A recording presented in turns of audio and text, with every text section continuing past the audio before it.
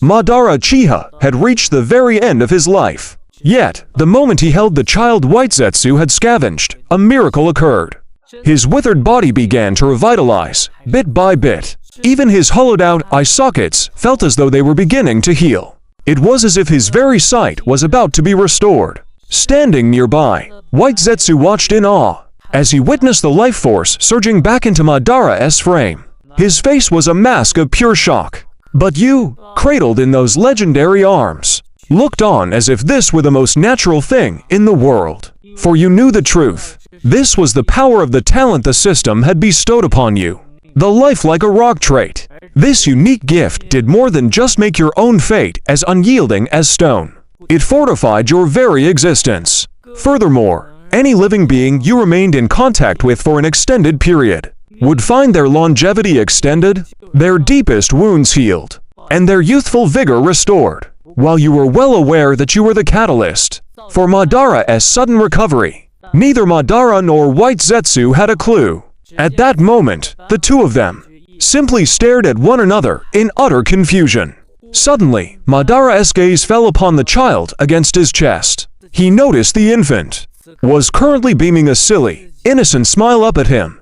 That smile was brimming with a vibrant life force, feeling even warmer and more potent than the chakra of Hashirama Senju. A sudden realization struck Madara like a bolt of lightning. Could it really be because of this brat? To test his theory, Madara lifted you from his chest and handed you over to White Zetsu. However, only seconds after White Zetsu took you away, Madara felt a wave of soul-crushing exhaustion and frailty sweep through his entire body. Quickly, bring the child back to me. Madara screamed at White Zetsu with every ounce of strength he had left. Dazed and confused, White Zetsu did as he was told. Following Madara's urgent command, he placed you back into the old man's arms. Instantly, the cold touch of death vanished. In its place came a surging tide of rejuvenation. Though the process was gradual, Madara could clearly feel it. His failing internal organs began to warm and function again. Even his chakra, which he had long been unable to refine, began to stir and heat up within his veins. Madara stared intently at you in his arms. This child actually possessed the power to restore youth. Feeling his vitality steadily returning, Madara jubilantly hoisted you high above his head and let out a thunderous, boisterous laugh. Both Obito and Black Zetsu stood there, completely dumbfounded. White Zetsu asked tentatively, Lord Madara, are you still planning on dying? I wanted to die, certainly, Madara replied. But it seems I can't die even if I wanted to now. Not only that, I can feel it ... My body is reverting to its prime. At this moment, Madara Uchiha was beyond ecstatic. If my guess is correct, it is undoubtedly because of this child. From this day forth, I, Madara Uchiha, shall take this boy as my own. Look at his features. Does he not resemble the peerless emperors of old? Obito, you can give me back my black receiver rods now. Given enough time, if this body returns to its peak, there will be no need for you to prepare for my resurrection. The Eye of the Moon plan shall be executed by Madara Uchiha in person. Obito, who had felt so essential just moments ago, suddenly felt like an unwanted third wheel. The sudden shift in status left him feeling awkward. However, it didn't truly bother him. The feeling of displacement was fleeting. Obito didn't care about the details. All he cared about was the dream world where Rin existed. As for who actually created that world, it made no difference to him, seeing that the Madara, who was supposed to die, was now perfectly fine. Black Zetsu remained indifferent. In fact, he was secretly delighted. After all, if Madara Uchiha personally completed the Eye of the Moon plan, it would be even more perfect for Black Zetsu's true goal. The resurrection of his mother, Kaguya, was now well within reach. Meanwhile, Madara teased the child in his arms, while questioning White Zetsu. What is his name? White Zetsu shook his head, indicating he didn't know. Madara nodded thoughtfully. His eyes caught to small characters carved near the waterfall, Feiyu. The name escaped Madara's lips naturally. Feiyu ... little guy. Could this be your name? You reached out with your tiny hands, your bright, intelligent eyes darting around. as if confirming that this was indeed your name. Hey ha ha ha, excellent. Then from this day on, I shall call you Feiyu. I, Madara Uchiha, have lived a life of grand upheaval, yet I found myself alone in my old age. You are the gift heaven has sent to compensate me. I shall take you as my godson. Are you willing? In his prime, Madara was a man above all, but one in the shinobi world. He was the ultimate thigh to cling to. To be personally acknowledged as his godson was an offer no one in their right mind would refuse. Your little hands flailed with even more excitement. Seeing your enthusiastic agreement, Madara's grin widened even further. At that moment, White Zetsu brought up the Eye of the Moon plan. He asked if they should move ahead of schedule to retrieve Nagato's Rinnegan. Madara shook his head. For now, we wait for my body to recover. As for the Rinnegan, let them stay with Nagato. Let him continue to work for me a while longer. Besides, I have a far more important mission for you all now. Hearing this, Black Zetsu, White Zetsu, and Obito all looked on in confusion. Madara, however, kept his eyes fixed on you, wearing a gentle, doting smile. Babysitting. White Zetsu, go find some milk for me. Obito, go buy some diapers. The high-quality kind. Our little Feiyu must always stay clean and fragrant. Black Zetsu, you read too ugly. Go find somewhere dark to hide. Don't you dare scare my godson.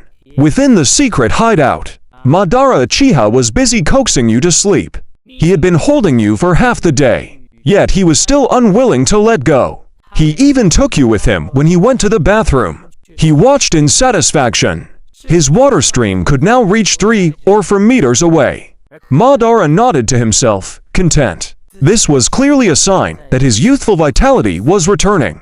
As for being pampered by the legendary Madara, you were enjoying every single second of it. As for Lord Madara's doting, you have certainly enjoyed it to the fullest. It seemed that ... the most vulnerable period of your childhood would likely pass in peace.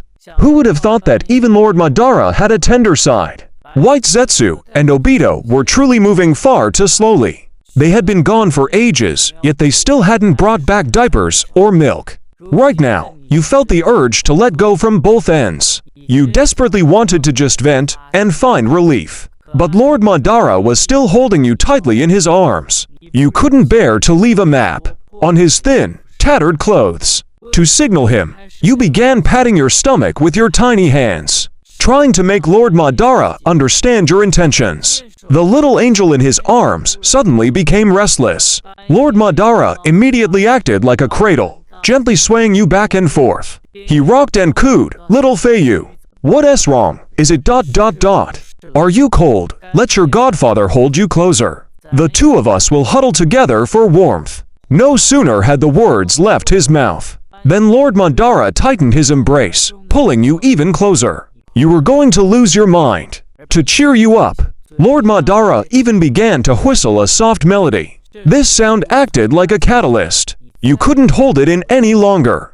A warm, wet sensation poured down the edge of Madara's clothes. Immediately afterward, a pungent fragrance of ammonia filled the air. At that critical moment, Obito finally returned. Madara immediately ordered him to change the diaper. Obito was extremely reluctant. Uchiha Madara's brow furrowed. "Disobeying me? Do you not want to see Rin again? What does seeing Rin have to do with changing this brat's diaper?" Obito's heart was filled with helplessness. Damn this evil Uchiha old man.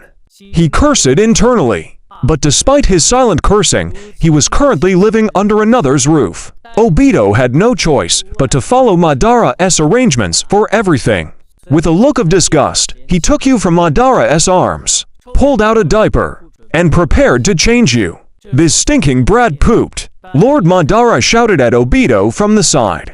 "Who are you calling a stinking brat?" Even Spiral Zetsu leaned in eagerly to watch. "Whoa, the shape isn't half bad." Obito snorted coldly. "If you like it so much, then you change the kid. You are me, and I am you. It doesn't matter which one of us does it." Obito had no choice but to brace himself and fasten the diaper onto you. But unexpectedly, a few seconds later, he suddenly felt a strange sensation on his face. Into the empty socket of his left eye, A thin, warm stream began to flow. Obito repeatedly claimed that his fondness for you had only increased. Madara, standing nearby, couldn't wait to ask what had happened. Hearing this, Obito immediately pulled the diaper off you with both hands. Just like that, it was put on and taken off and on again. Just as Madara's patience was finally about to snap, Obito reluctantly handed you back to him. After returning you to Madara, he followed closely behind, unwilling to leave. Madara asked him curiously, "Kid, why aren't you lying in bed? Why are you following me around?"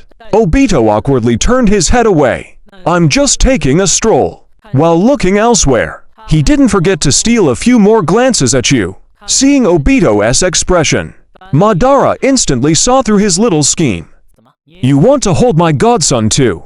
Obito nodded repeatedly. Just as he reached out his hands, White Zetsu suddenly burst out from the ground. He blocked Obito's path. He flatteringly requested, "Lord Madara, isn't it my turn to hold Feiyu?" Madara gave White Zetsu a cold glare. Seeing White Zetsu's empty hands, he instantly exploded in anger. "Where is the milk? Where is the milk my son needs? Where is it?" In the next moment, a dozen White Zetsu clones emerged from the surrounding ground. The clones' stomachs split open one after another. From inside their bellies, more than 10 charming young women emerged. "White Zetsu, I told you to find milk. Why did you bring back so many women?"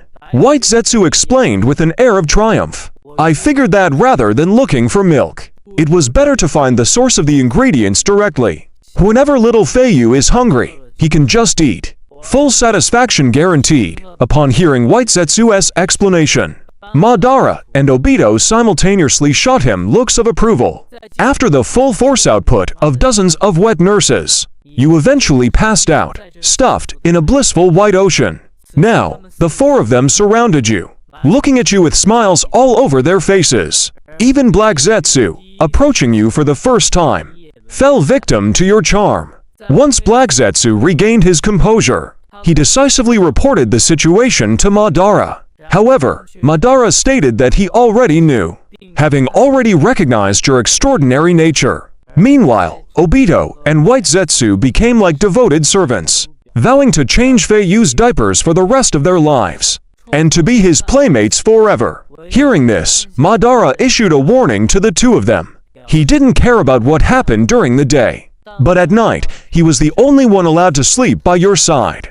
Anyone who dared to resist would be killed immediately. Seeing that there was no role for him day or night, Black Zetsu aggressively stated he would become Feiyu's shadow, protecting him from the sidelines. Just like that, day after day passed. Soon, you were 2 years old, and the time came for the system as second check-in opportunity. Ding!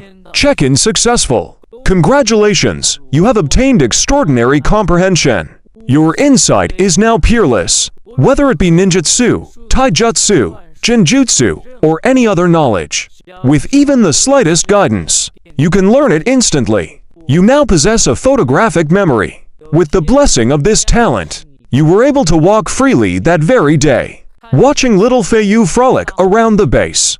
Uchiha Madara was beyond shocked. He proudly proclaimed that his son was gifted with extraordinary talent. As for the other 3, they all scrambled to claim that they were responsible for your progress.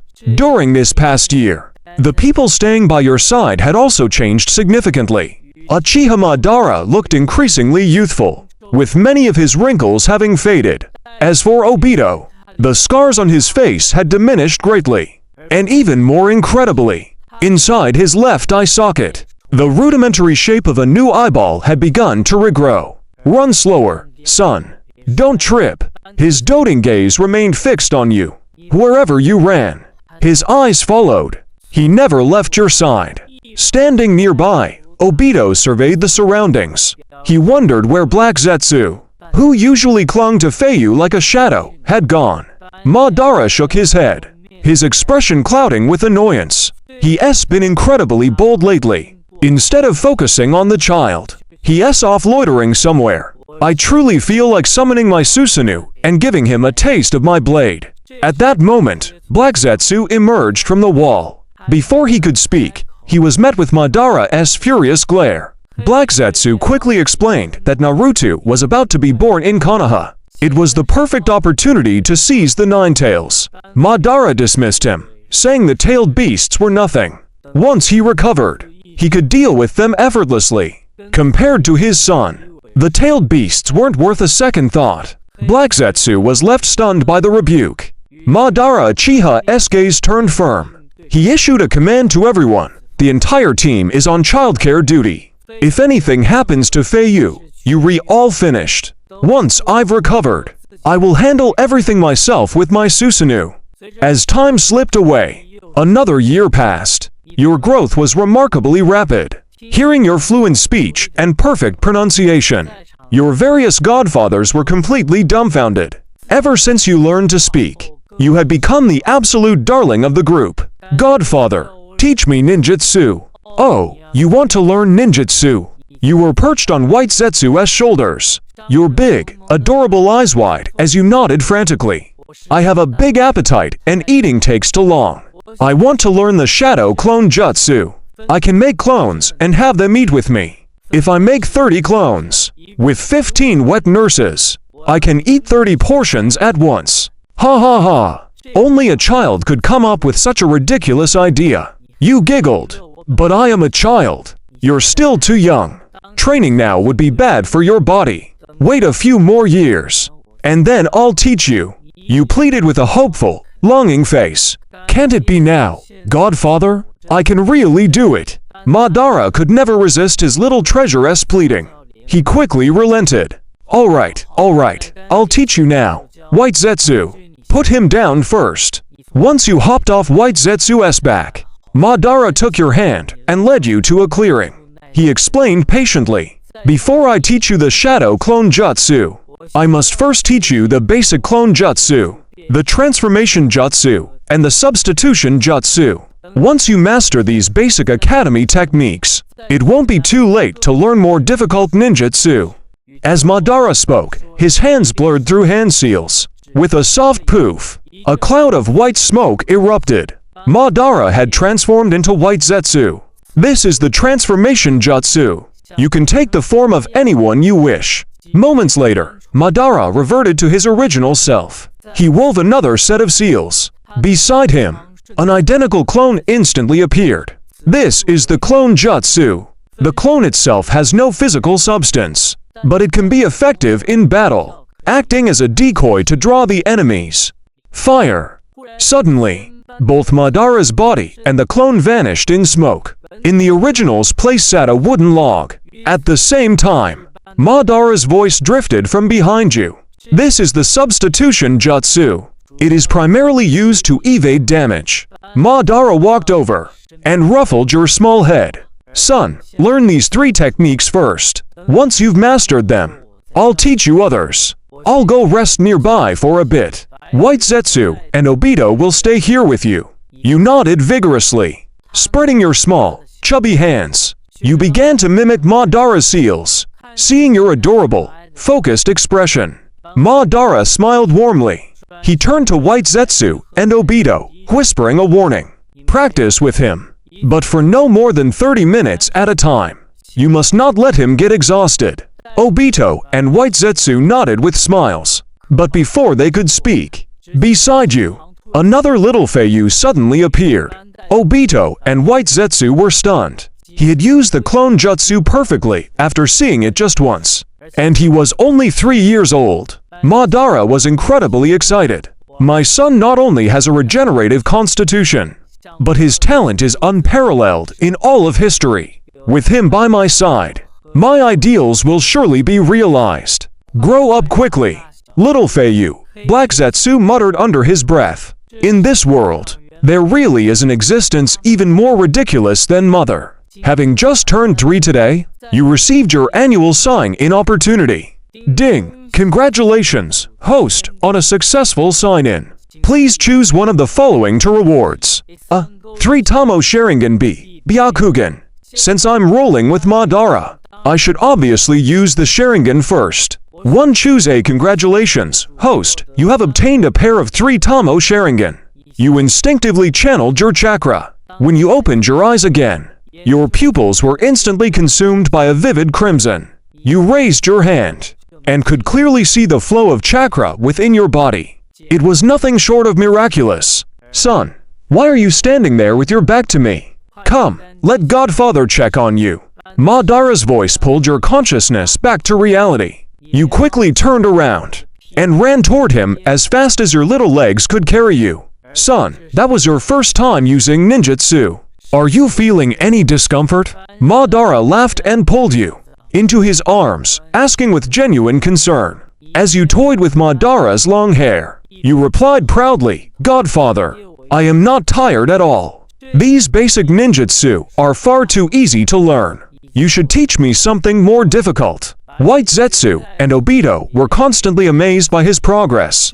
At that moment, Black Zetsu spoke up, Lord Madara, have you noticed something? As little Feiyu grows older, his features are starting to resemble your younger brother more and more. Madara nodded slowly. Rather than saying he looks like my brother, it would be more accurate to say, little Feiyu looks more like a true member of the Uchiha clan than anyone. Obito, what do you think? There really is a resemblance. Uchiha Madara seemed to recall something. He gave a helpless smile. Forget it. That is an impossibility. No matter how much Feiyu resembles him, he cannot possibly be of the Uchiha bloodline. Hearing the conversation between your godfather and your nannies, you started to feel a bit impatient. You wanted to awaken your eyes right then and there to prove you were an Uchiha. However, awakening the Sharingan required a catalyst. If you were going to reveal the Sharingan, you had to make the act look convincing. Suddenly, you spotted a spider web among the bushes. A cockroach was being wrapped and drained by a yellow spider. With a loud cry, you jumped from Madara's arms. You dashed toward the spider web. Z-Kong, what has happened to you? Z-Kong, your death is so tragic. Z-Kong, you forced out a few droplets of tears. Turning back, you wailed to Madara, Godfather, my Z-Kong is dead. I am so sad. My heart hurts so much. Madara didn't know whether to laugh or cry. Just as he was about to go over and comfort you, suddenly, he noticed the Tomo spinning within your eyes. Stunned, Madara quickly scooped you up. Father and son stared directly into each other's eyes. There was no mistake, it was the Sharingan. This is the Sharingan. Feiyu. You really are a child of my Uchiha clan. To think even I could be mistaken. Madara pulled you into a tight, fierce embrace. His voice choked with emotion. The various nannies were also incredibly excited. 3 Tomo. Feiyu's very first awakening is a 3 Tomo Sharingan. A true descendant of the Uchiha clan. Lord Madara, Feiyu really is a gift from the heavens. Yet, the fact that it was triggered by a cockroach was truly hard to process. Hearing this, Black Zetsu spoke to White Zetsu through their mental link. When Indra awakened his eyes, it was because of the death of a small dog. Perhaps Feiyu's affection for this cockroach was just that deep. Boundless love, indeed. But Indra only awakened to Tomo initially. Does this mean Feiyu's talent surpasses even that of Indra? Regarding our son's future growth, I am truly starting to look forward to it. Having witnessed your staggering talent, Madara decided to pass down everything he had learned in his life to you.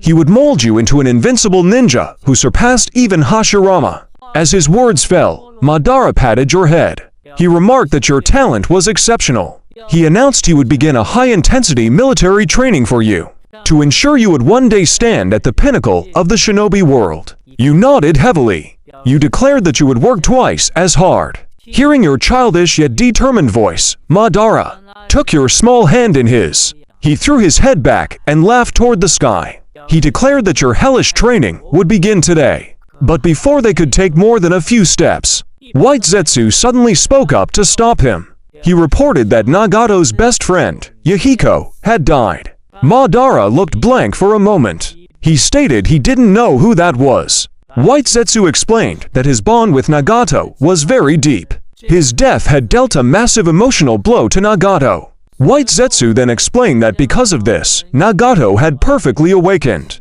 the powers of the Rinnegan, and had even summoned the Gato statue. He relayed all the details. Madara's eyes lit up. So Yahiko died. Good. He praised the speed of Nagato's development. After a moment of silent reflection, Madara immediately issued his orders. Obito, go and make contact with Nagato in my name. Tell him about our ideals. Nagato has just experienced such a tragedy. I believe he will come to resonate with our vision. White Zetsu, Black Zetsu, you two will follow and assist him. Obito, that little organization of theirs is quite interesting.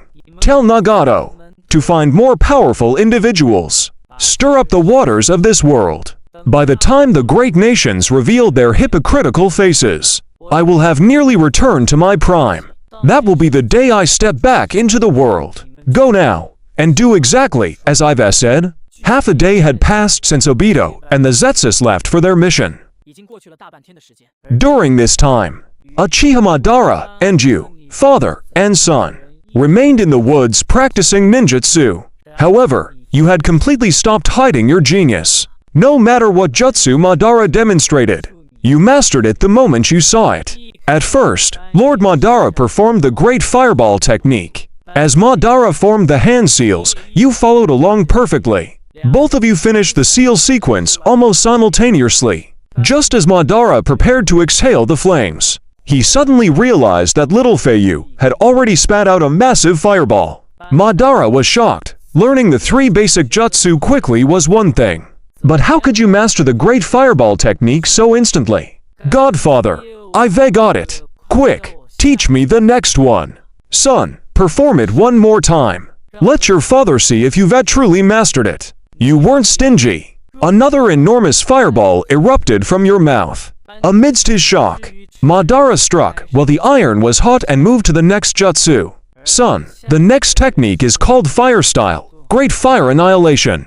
This one is slightly more difficult. It requires great wisdom and powerful comprehension to learn. Watch closely, Godfather. Here I go. In an instant, a sea of flames erupted from Madara's mouth. After completing the technique, Madara proudly remarked, "This is one of my signature techniques. Its power is terrifying.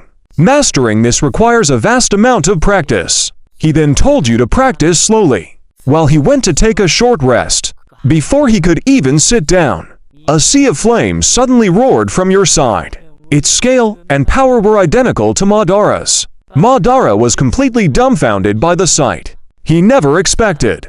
My son didn't even use the Sharingan's copying ability. He learned it purely through his own natural talent. This child is nothing short of a monster. Godfather, I've mastered this technique too. Hurry and teach me the next one. Madara's body clearly couldn't sustain further training. Too proud to admit his exhaustion, he could only make an excuse to take a break. You didn't expose his weakness. Instead, you sat down quietly, right there beside Madara. Godfather, I just heard you mention the name Hashirama. Was he very strong? Very strong. He was my lifelong soulmate, and also my only true rival. I never expected there would be a man even stronger than you. Godfather, what nonsense is that? When did I ever say that Hashirama was stronger than me? Madara's face flushed slightly. He closed his eyes and tilted his head back, proudly recounting how he and Hashirama met. A story of two rivals destined to love and fight throughout their lives. That day, Madara displayed every fire-style jutsu in his entire repertoire. Blessed by your immense talent, you naturally mastered every one of them perfectly. As the bright moon hung high above, Madara leaned against a tree, panting for breath. He waved a hand at you, seeing you still wanted more. That's enough, son. It's getting late. Let us end today's training here. Tomorrow, I lines have Obito teach you other jutsu. Having trained for an entire day, even the usually idle Madara found it hard to keep up. Your small hand grasped Uchiha Madara's large one. One big, one small. Together you walked the path back home. Godfather, it's so late. Why hasn't Nanny Obito come back yet? He and Zetsu are busy with the tasks I assigned them. This is the first time I've been apart from them for so long. I actually miss them a little. The day is almost over. They really are taking their time with such simple tasks. Don't worry, son. I'll call them back right now to accompany you. Madara glanced coldly to the side. A white Zetsu clone emerged from the ground at his feet. Lord Madara, what are your orders? Where is Obito? Has he not finished the matters I entrusted to him? Obito has already convinced Nagato. Currently, they are in the land of water. Obito used the Sharingan to control the fourth Mizukage, Yagura. As of now, the entire Hidden Mist village basically belongs to us. The fourth Mizukage? Madara's brow furrowed. He let out a cold, knowing laugh. I remember he is the Jinchuriki. Of the three tails, yes, he is. Lord Madara right now. Obito, Nagato, and my main body are scouting for powerful individuals. They are preparing to add new members to the Akatsuki. Well done. Uchiha Madara nodded. Tell them to hurry back. Little Feiyu misses them. Understood. In a forest near the Hidden Mist village in the land of water, three dark silhouettes walked slowly along a path. Obito was in the center. To his right was Black-White Zetsu. On his left was the Deva path, created by Nagato using your Hiko's body. Obito spoke earnestly to Nagato, explaining that the Rinnegan could change the world, and that he should use it well. The Deva path remained silent for a moment. Before responding softly, he stated he would change this world by letting everyone experience pain and fear. He would make them so afraid of pain returning that they would resolve their conflicts to create a lasting peace. Hearing this, Obito said that was exactly why he sought him out. However, that wasn't the only way to achieve peace. If everyone were simply put to sleep, they would never be able to hurt each other again. Nagato was stunned, posing a question in confusion. Obito shook his head and said no more. The three continued forward. A few minutes later, within the minds of Zetsu and Obito, Zetsu's voice suddenly urged them. Lord Madara wants you to return immediately. Little Feiyu misses you. Obito and Zetsu were deeply moved. It seemed their affection for Feiyu wasn't one-sided. Nagato, the two of us are heading home. Go ahead and recruit the members yourself. Contact us if anything comes up. With a swirl of his eye, Obito vanished instantly. Black-White Zetsu also slowly sank into the ground. After they disappeared, sheets of paper butterflies flew to the Deva path side. Conan's form partially materialized. Nagato, can we really trust that old geezer? I don't know. The Deva path shook his head slightly. But those two seem to know a lot about the Rinnegan. They should be genuine. So, what do we do next? Follow the instructions for now. But before that, Akatsuki needs a place to call home. The Hidden Rain Village is home to us three. That wretch Hanzo doesn't deserve to rule our homeland. Conan, have you found the 5 bodies we need? I found them. And these 5 bodies share a common trait. What do you mean? These 5 people all had a brief encounter with our master during their lives. Upon returning to the secret base, you asked your godfather for a bath. The doting Madara didn't hesitate for a second. He instantly performed the technique taught by his soulmate, Wood Style, Bathhouse Jutsu. A bathhouse rose rapidly from the ground. Wow, Godfather is amazing. Hearing his son's praise, Madara felt immense pride. Come, son, let us wash up together. Father and son jumped into the bath one after another. You splashed around in the tub. Covered in sweat, the cool water felt incredibly refreshing. Madara simply leaned against the edge, watching you with a gaze full of fatherly affection. It wasn't that he didn't want to join in the fun with you, but the face of his old friend was still grafted to his chest. He feared it would frighten his young son. Just then, Obito and Black Zetsu returned, seeing the massive facilities that had suddenly appeared in the hall. The two of them couldn't help but stare in shock. Once they processed what was happening, they quickly joined in. As soon as Obito entered the water, he placed you upon his shoulders. He began to speed through the waves like a racing boat. You thoroughly enjoyed the sensation of flying through the water. Obito's constant monopolization of your time. Eventually drew the ire of Zetsu. At that moment, Madara cleared his throat. Everyone fell silent instantly. Come here, son. Come, let your godfather hold you. Coming, godfather. Just as you were about to climb down from Obito's neck, A sharp exclamation suddenly interrupted you. I can see. Obito shouted at the top of his lungs. He pulled you into a fierce embrace. He was weeping with joy. He couldn't wait to test the power of his Sharingan. A massive Susanoo. Partially manifested before him. Looking at Obito's restored Sharingan.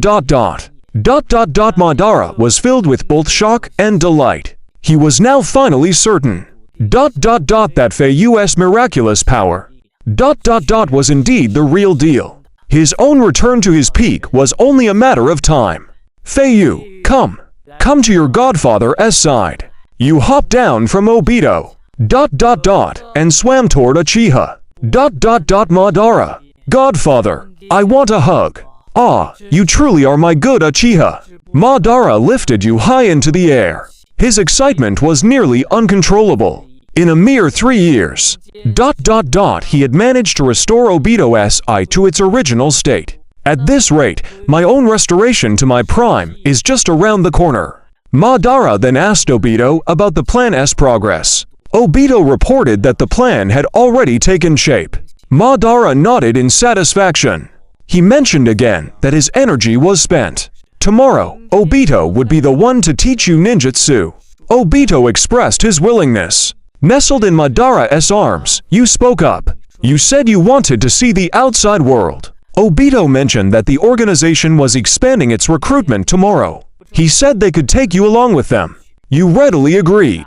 Madara said it was fine to go out. But if any harm came to you, he would certainly make Obito pay. Obito and Zetsu solemnly vowed that they would never let you get hurt. They told Madara he could rest easy. Listening to their conversation. You were incredibly excited inwardly. You were finally going to meet the premier boy band of the shinobi world. After reflecting for a moment, Madara sternly stated, regardless of what you are doing, you must come home at night. Your godfather will be waiting for you. Hearing Madara's stern yet heartwarming words, you felt a surge of warmth in your heart. Your eyes began to grow moist. Having come to this world alone, by a twist of fate, it was truly wonderful to have a father like this. The next day, at the entrance of the base, you had changed into a brand new set of purple robes. Obito and Zetsu stood on either side of you. Behind the three of you was Madara, seeing you off, gazing at the three receding figures. Until they vanished at the horizon. Madara finally turned back toward the base with reluctance. But as soon as he stepped through the entrance, Madara reached for the Sharingan in his sockets. And tore them out with his bare hands. Zetsu, help me stop the bleeding. The white Zetsu clones responsible for his care were stunned by the sight. Lord Madara, what are you doing?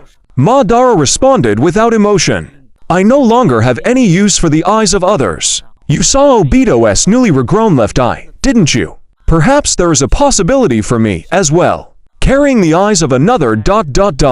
Would only hinder the rebirth of my own true eyes. I might as well just dig them out. Upon hearing this, the white Zetsu clones finally understood Madara's intention. After the bleeding was staunched. The hollow sockets were of little consequence. But Uchiha Madara felt a sudden void in his heart. Zetsu, where have little Feiyu and the others reached? Is everything going smoothly on the road? They've only been gone a few minutes. And I already miss him. Zetsu. Remember to give me real-time reports on my son's situation. Once every 10 minutes. No, every 5 minutes. On your end, however, there was no need for walking. To save time on the journey, Obito had pulled you directly into his Kamui dimension. Once inside the Kamui space, looking at the boundless expanse around you, you were filled with immense curiosity about this dimension. You also began to anticipate the power of your own Mingekyu. Before long, following a ripple in space, Obito's body also entered the Kamui dimension. He informed you that they were almost at their destination.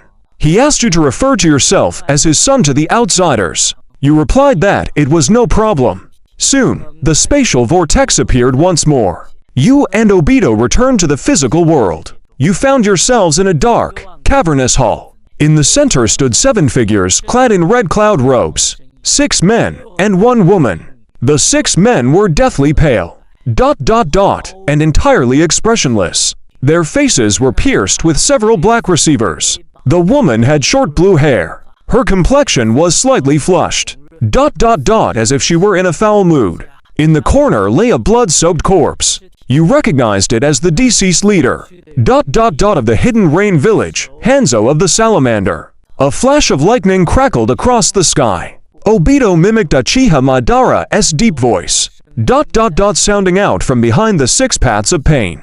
The Deva Path, standing at the lead, spoke. You've come. Obito crossed his arms, and gave a slight nod. The civil war in the Hidden Rain is finally over. What comes next, is the beginning of our final shared ambition. Conan noticed the child beside Obito, and asked cautiously, This brat, who is he? He is the son of me, Uchiha Madara, Uchiha Feiyu, your son. Both the Deva Path and Conan were momentarily stunned. Without a word, you met their gaze. You immediately revealed the Sharingan in both eyes. It was the 3 Tomo Sharingan. Shock rippled through the Deva Path and Conan. The appearance of the Sharingan was undeniable. It was proof enough that you were of the Uchiha bloodline. Furthermore, you looked to be only a few years old. To possess such formidable talent at such an age, it seemed only Madara's son could truly achieve such a feat. Let us discuss business, the masked man said. I have several suitable candidates in mind. I am here to give you their names. I want you to recruit them in the name of the Akatsuki. Their abilities are exceptionally powerful. The Deva Path replied, That suits my intentions. Weak and incompetent fools would only bring trouble to the organization. The Akatsuki has no room for dead weight. Tell me, who are they? A rogue ninja from the hidden waterfall, Obito began. The immortal ninja, Kakuzu. And the rogue ninja from the hidden sand, the genius puppet master, Sasori of the red sand. Information on these 2 and their current locations. Zetsu will provide you with all the necessary details. Only these 2? Pain asked. Obito nodded slowly. These 2 are the ones I highly recommend. As for other potential recruits. I will keep an eye out in the coming days. If there are any who catch your interest, you may bring them in as well. However, do not let the numbers grow too large. Aside from myself, a total of 10 members will be sufficient. Currently, the Akatsuki consists of you, Conan, and Zetsu standing behind me. That makes 3 in total. Go and find the remaining 7 members. Hearing this, the Deva Path immediately asked, Why? Are you not counting yourself? Obito replied, I prefer to remain behind the scenes for now. After all, my identity is a special case. This arrangement makes it easier to move freely. When the time is right, I will naturally join the front lines. For now, the Akatsuki will be led by you. Pain nodded slowly. Fine, I understand. Obito chuckled and spread his hands. For our great cause, he sneered. Go now. I have other matters to attend to. I won't be accompanying you. Zetsu, you stay behind. Lead them to Sasori and Kakuzu. White Zetsu gave a respectful acknowledgement. Obito said no more. He looked down and took your small hand. Son, he said, it's time for us to go. I'm taking you to the land of water. The space-time vortex appeared once again. In the blink of an eye, Obito and you vanished into the swirling void. Once your figures had completely disappeared, Conan looked at Zetsu and asked coldly, I never expected Madara to actually have a son. His aura is much warmer than Madara's ever was. If it weren't for those Sharingan and that terrifying talent, I wouldn't believe for a second they were father and son. Black Zetsu spoke up. That is only natural. Feiyu is the true child of destiny. He is the only one capable of changing this wretched world. Just watch. In the future, he will eventually surpass even Madara. The Deva Path interjected, we can discuss the future later. Zetsu, tell me the locations of those 2 targets. White Zetsu responded immediately. Sasori is currently in a border village in the Land of Wind. Meanwhile, the bounty hunter Kakuzu is hunting ninjas in the Land of Grass. Let's go. Our clones will lead the way. Out on the road toward the Land of Water, Obito surprisingly chose not to use Kamui to travel. Instead, he walked slowly by your side. Over the past few years, the frequency with which Rin's image appeared in his mind had lessened. For some unknown reason, whenever you were by his side, his hollow heart felt a strange sense of fulfillment. Having grown up without parents, he mistook this feeling for paternal affection. In his heart, he had long since come to view you as his own flesh and blood. Little Feiyu, how do you like the scenery here? Isn't it much better than being cooped up at home? Are you hungry? Should we go find something to eat? I'm not hungry, you replied. Dad, teach me genjutsu. I heard White Zetsu say yesterday ... that you actually used your Sharingan to control the Mizukage. That is amazing. I want to learn that. What? You even know about that? Obito was secretly startled. Those guys really didn't hold anything back when discussing business. They really shouldn't have. Talking about such things in front of a child. After a brief internal complaint, Obito calmed down. Over these years, you had been constantly exposed to their world. Combined with your natural brilliance, you likely would have found out sooner or later. There was no point in hiding it anymore. After a pause, Obito asked tentatively, Feiyu, do you know about the plan your godfather and I have? You didn't try to hide it either. Of course, I know. Isn't it just about making ... Everyone live in a dream for all eternity? It sounds pretty good to me. Obito's voice grew increasingly tense. Then ... do you agree with it? Of course I do. You replied with absolute certainty. Your dream is my dream. Godfather, you, White Zetsu, and Black Zetsu. You are the people most precious to me. You were the ones who took me in. As long as you are happy, that is enough for me. What happens to everyone else is none of my concern. When I grow up, I won't let anyone hurt you. Even if there comes a day when you want to hurt each other, I will never let that happen. Such heartwarming words nearly moved Obito to tears. Feiyu, you little rascal ... You really know how to pull at a person's heartstrings. Come on, let me take you to get some dango. The hidden mist can wait. We'll go tomorrow instead. Dad, I'm really not hungry. Just teach me genjutsu first. No, you have to eat when it's time to eat. We'll learn after we're full. There's no rush, alright? Fine ... then I want a large portion. Haha, no problem. And so they set off. Obito was originally heading to the hidden mist to control the Mizukage and enforce his reign of terror. Now, however, he had completely put those matters out of his mind. Meanwhile, on the other side, Pain, the ever-diligent worker, did not delay.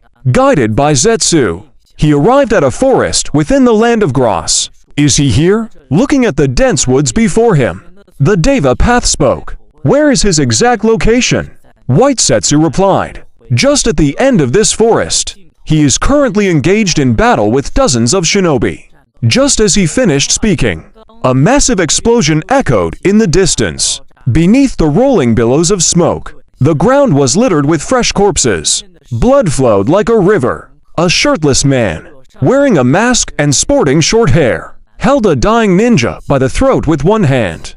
He mocked his victim with disdain. HMPH, is this all you're capable of? It seems you're hardly worth the bounty. You ... bastard ... The ninja used his last ounce of strength to curse him, before falling silent forever. HMPH, the masked man tossed the body aside carelessly. Just as he was preparing to leave, a massive set of aloe-like leaves suddenly sprouted from the ground beside him. What the hell is this? Startled by Zetsu's appearance, the masked man quickly leapt back. When he looked up, the Deva Path and Zetsu were slowly walking out of the smoke.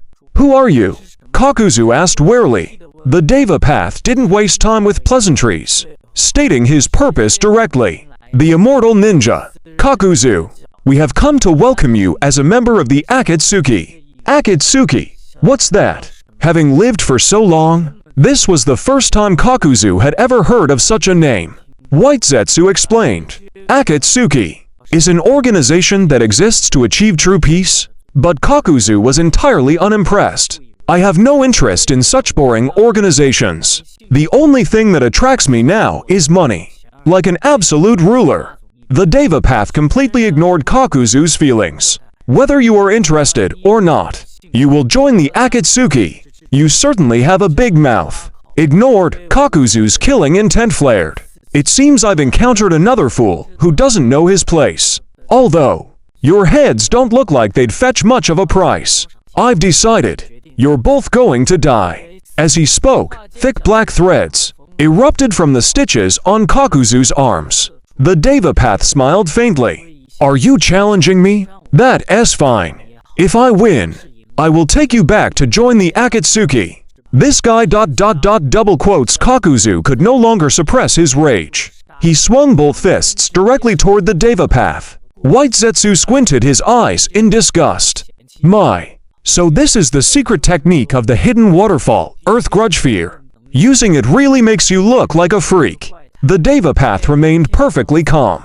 He didn't even shift his feet. Just as the black fists were about to strike his face, an incredibly powerful force centered on him and expanded outward. Almighty push. Kakuzu's physical body could not withstand such immense pressure and was instantly sent flying backward. What kind of power is this? Kakuzu was stunned. In all his years, this was the first time he had ever felt true fear. The opponent clearly stood in place, made no hand signs, and he couldn't even sense a breath. So how was he repelled? He knew he had run into a tough opponent.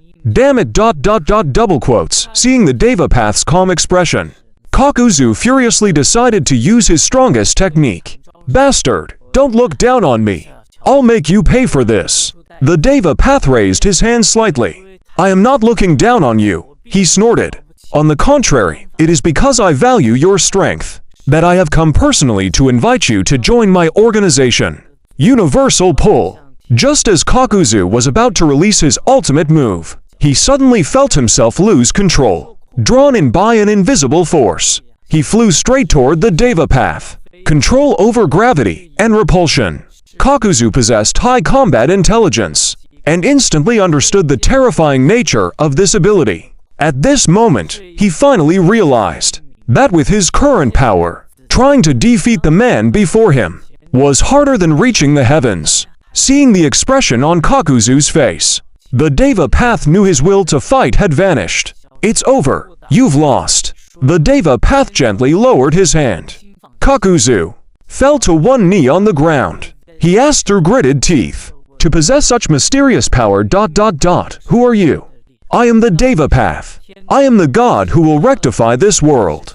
Come, man who lives as long as heaven and earth. I will give you a place to belong.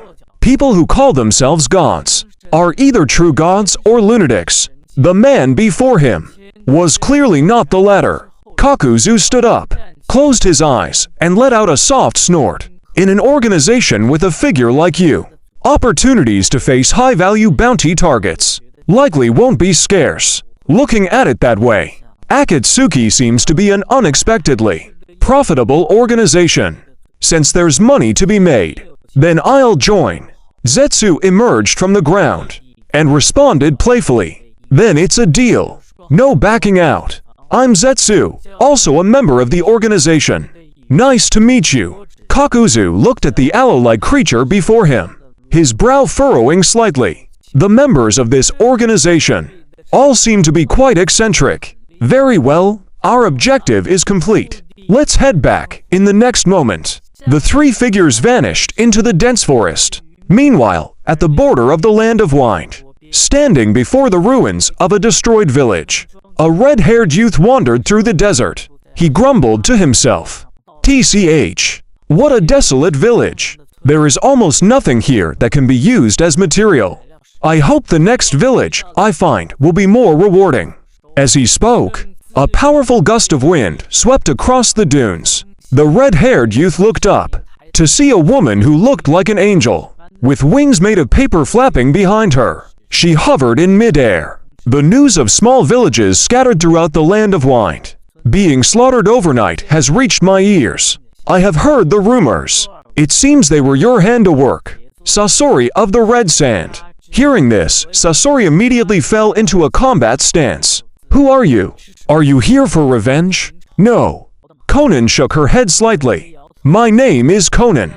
I am a member of the Akatsuki. I have come to invite you to join us, to become one of our members. Sasori replied bluntly. Never heard of the Akatsuki. Konan continued after hearing his response. Our future goals will require your strength. Please, lend us your power. Hey, Sasori gave a contemptuous laugh. Listen to your tone. You certainly think highly of yourself. Konan descended from the air. In an instant, the swirling sand was replaced by sheets of white paper, trapping Sasori within their circle. Sasori, I am trying to help you. At the very least, you would no longer be a wanderer. You can view the Akatsuki as a sanctuary. For those who have turned their backs on their shinobi villages, no one will come looking for trouble, and they wouldn't dare to try. I see. That doesn't sound too bad. However, Sasori said, rapidly drawing a scroll from behind his back. Poof! The human puppet of the third Kozakage appeared before Konan. Sasori spoke with cold arrogance. This is a masterpiece I take great pride in. I thought my luck was poor today, but I didn't expect to meet someone like you. The village was a disappointment, but you are an exquisite specimen, and you have delivered yourself right to my door. Konan remained unmoved. She asked coldly, what are you planning to do? Don't look so grim, woman. I'm going to turn you into a collection piece on the same level as the third. Sasori flicked his fingers, connecting 10 chakra threads to the human puppet. In the next second, the puppet moved, as if it possessed a soul of its own. Large blades extended from its arms, lunging at Konan with incredible speed. Slash! Konan's body was sliced into 3 pieces. Seeing this, Sasori mocked. HMPH, is this all you are worth? But just as the words left his mouth, Konan's fragmented body suddenly turned into sheets of pure white paper. The paper quickly coalesced, reforming into Konan once more. What kind of ninjutsu is this? Sasori was nearly dazed. It was the first time he had seen a technique so beautiful. You leave me no choice. Konan's gaze became serious. My technique is immune to physical attacks, and immune to poisons. You could say I am your natural nemesis. If you do not comply, then I will have to take you by force. Sasori's interest grew even more intense. Hey, you really are interesting. Be a good girl, and let me investigate your body thoroughly. Konan sighed softly. She said nothing more.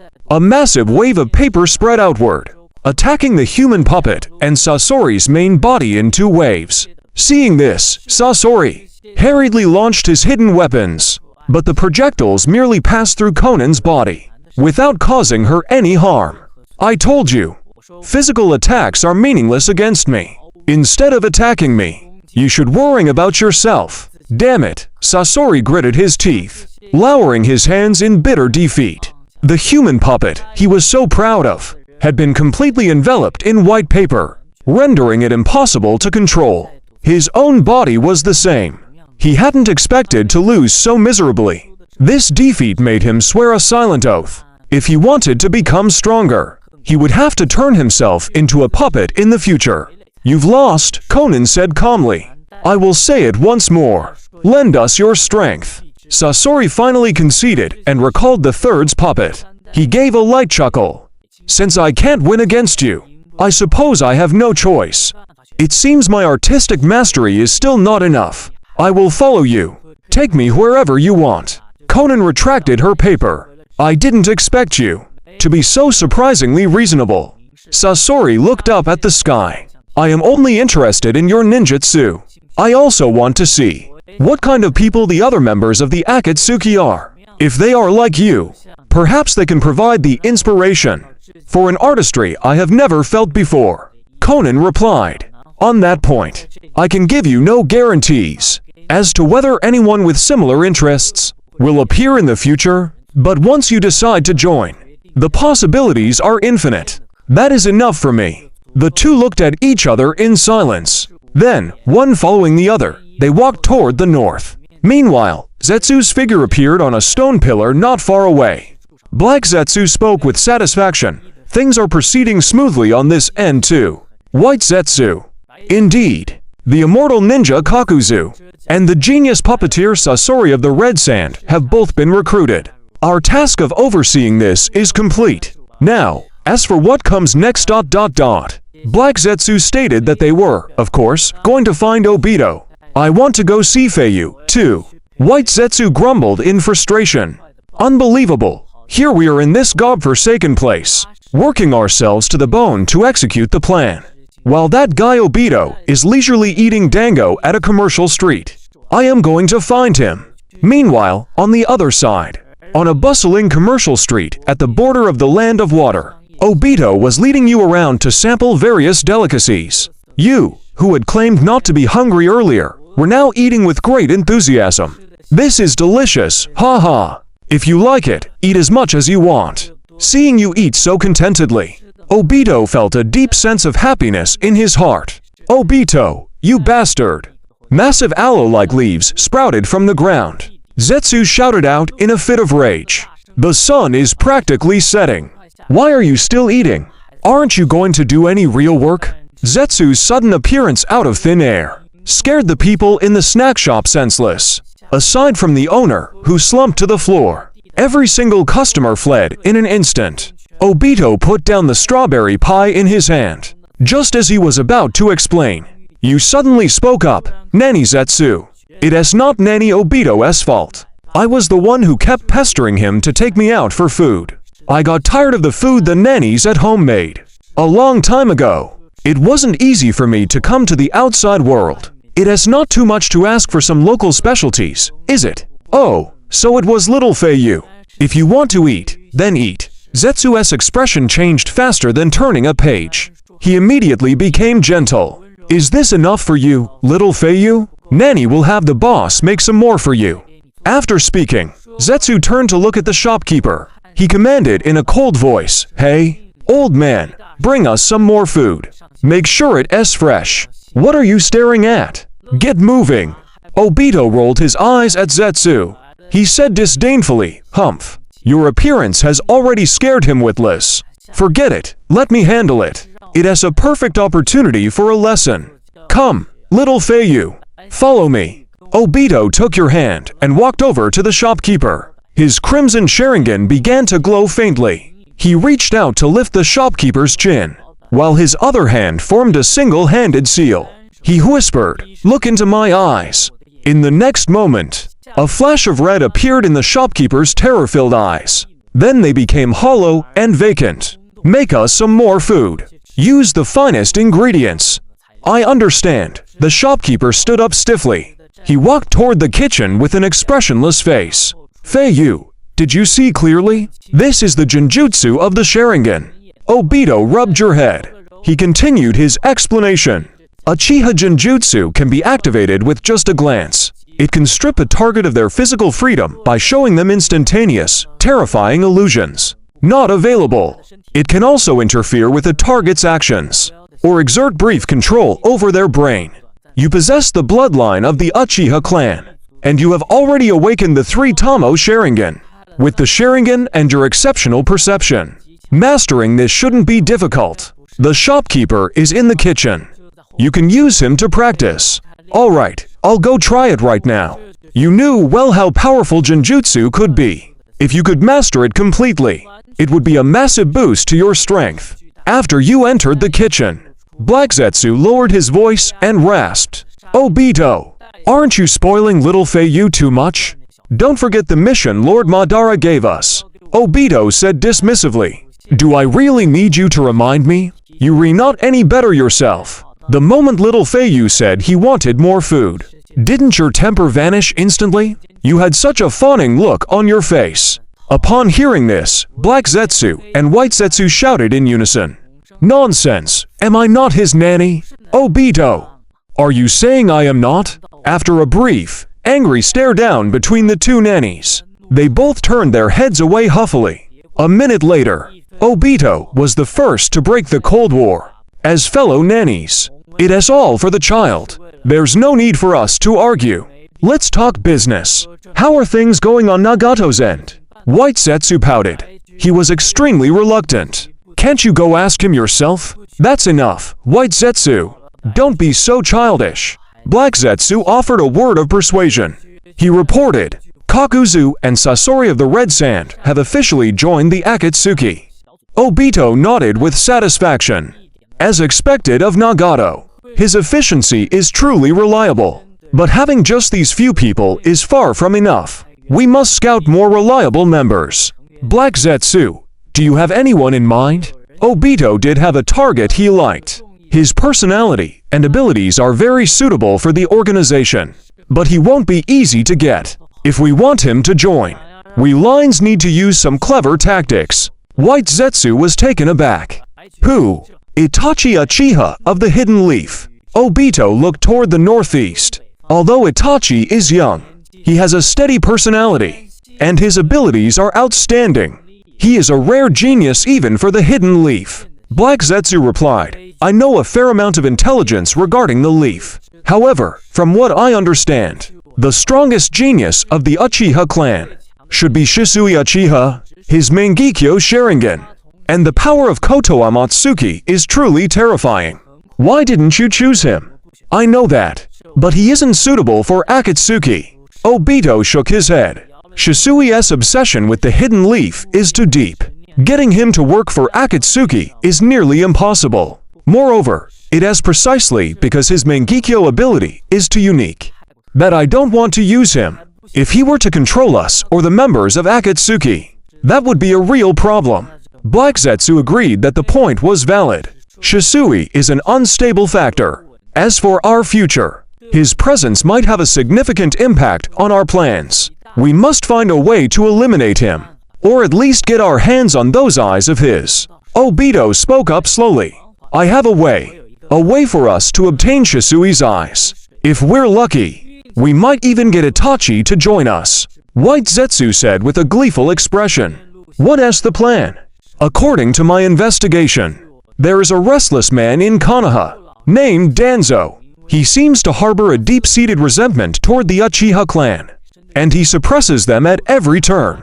While the fourth Hokage, Minato, opposes this attitude, he ultimately has to listen to the third Hokage, Hiruzen.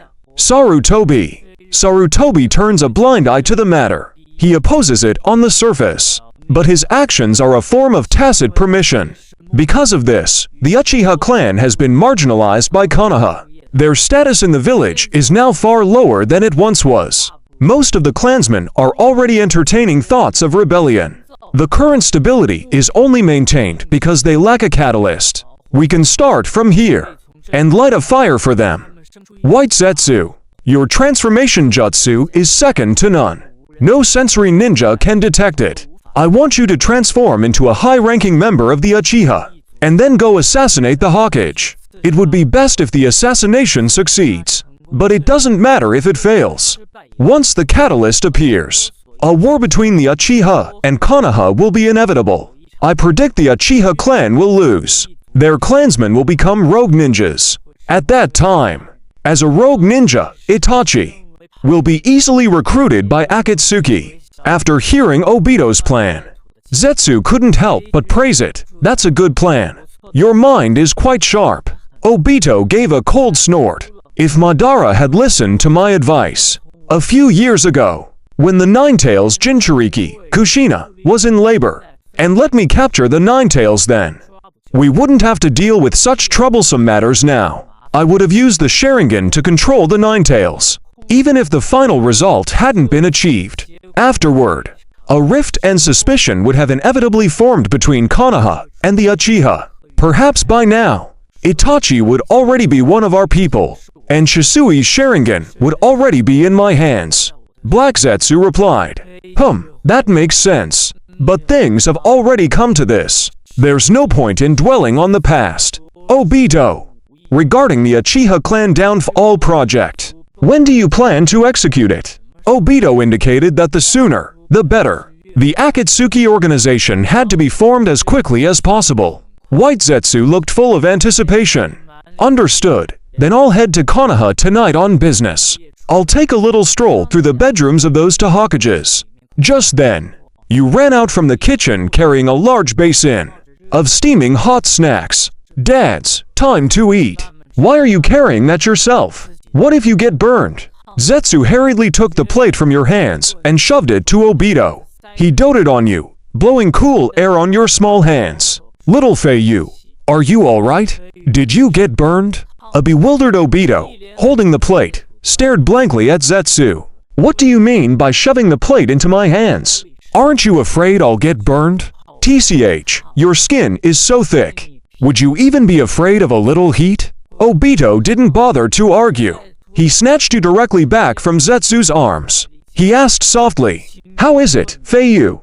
Have you learned the Genjutsu?" Of course, you patted your chest. Now I've not only mastered the Genjutsu completely, but I also watched carefully while the chef was cooking. I've learned how to make all these specialty snacks. I made all this food myself. Dads, hurry up and eat. It's getting late. Eat up so we can go home for dinner. Zetsu and Obito immediately took their seats. Little Feiyu made this. I absolutely have to try it. Hehe. Soon after, at dusk, the time set by Lord Madara arrived. You all returned to the base together. Uchiha Madara was already at the entrance, waiting expectantly. Son, seeing your figure, Madara was overjoyed. Father and son ran toward each other and shared a tight hug. We haven't seen each other for a full 100 days. I missed you to death. Godfather, I missed you too. Let's go home and eat. Madara carried you back to the room. Obito and Zetsu followed closely behind. Obito lowered his voice. Zetsu, it's time to execute the plan. Zetsu gave a grunt of acknowledgement. His body merged into the ground and disappeared. Meanwhile, in Konoha village of the Land of Fire, at an open space in the Uchiha compound, Itachi was practicing his shuriken techniques. Little Sasuke watched from the side, completely entranced. Full of admiration, he praised repeatedly. Brother, you're so amazing.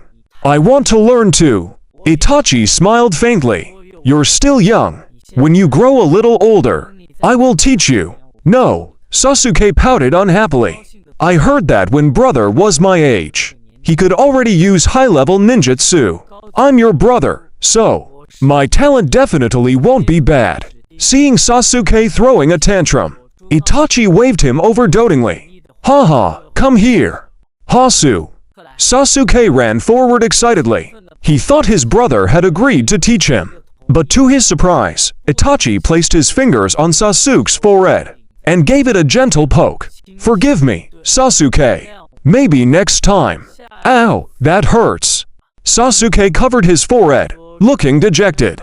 Really, big brother. The rays of the setting sun bathed the two brothers' faces once more. He took Sasuke's hand again. His voice was filled with tenderness. Come on, Sasuke. It is time to go home. If we delay any longer, mother will start to worrying. All right, Sasuke replied, sounding a bit dejected. Big brother, you must teach me next time. Itachi hoisted Sasuke onto his back. He looked back with a smile and said, You'll learn soon enough. The two of them arrived at the front door. Inside, Uchiha Fugaku sat in the main hall. His expression was grim. Beside him, several Uchiha elders looked equally solemn. They seemed to be discussing a clandestine matter. Clan leader, I truly cannot stand that old man Danzo anymore. He is trying to drive us into a corner. Today, he actually sent people to our clan, demanding 10 young shinobi to join his root division. Is that place even fit for humans? This is a blatant attempt to end the Uchiha bloodline.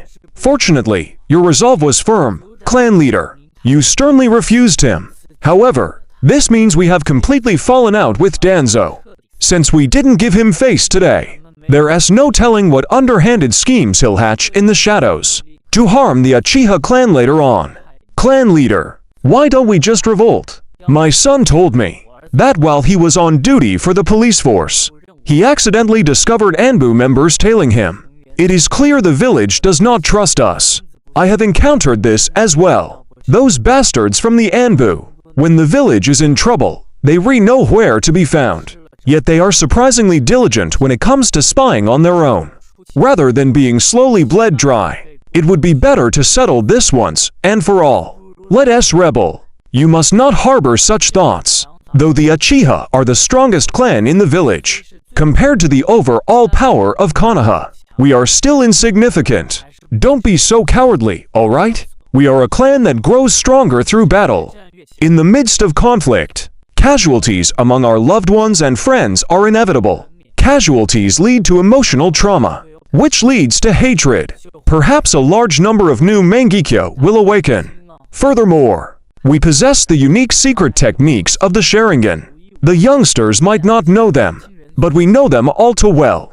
If we pass them down to the younger generation, the clan's strength will reach a whole new level. As long as we give our all and fight with our lives on the line, we definitely have the power to challenge Konoha. Exactly, the clan leader will handle the fourth Hokage, while we deal with the third and Danzo.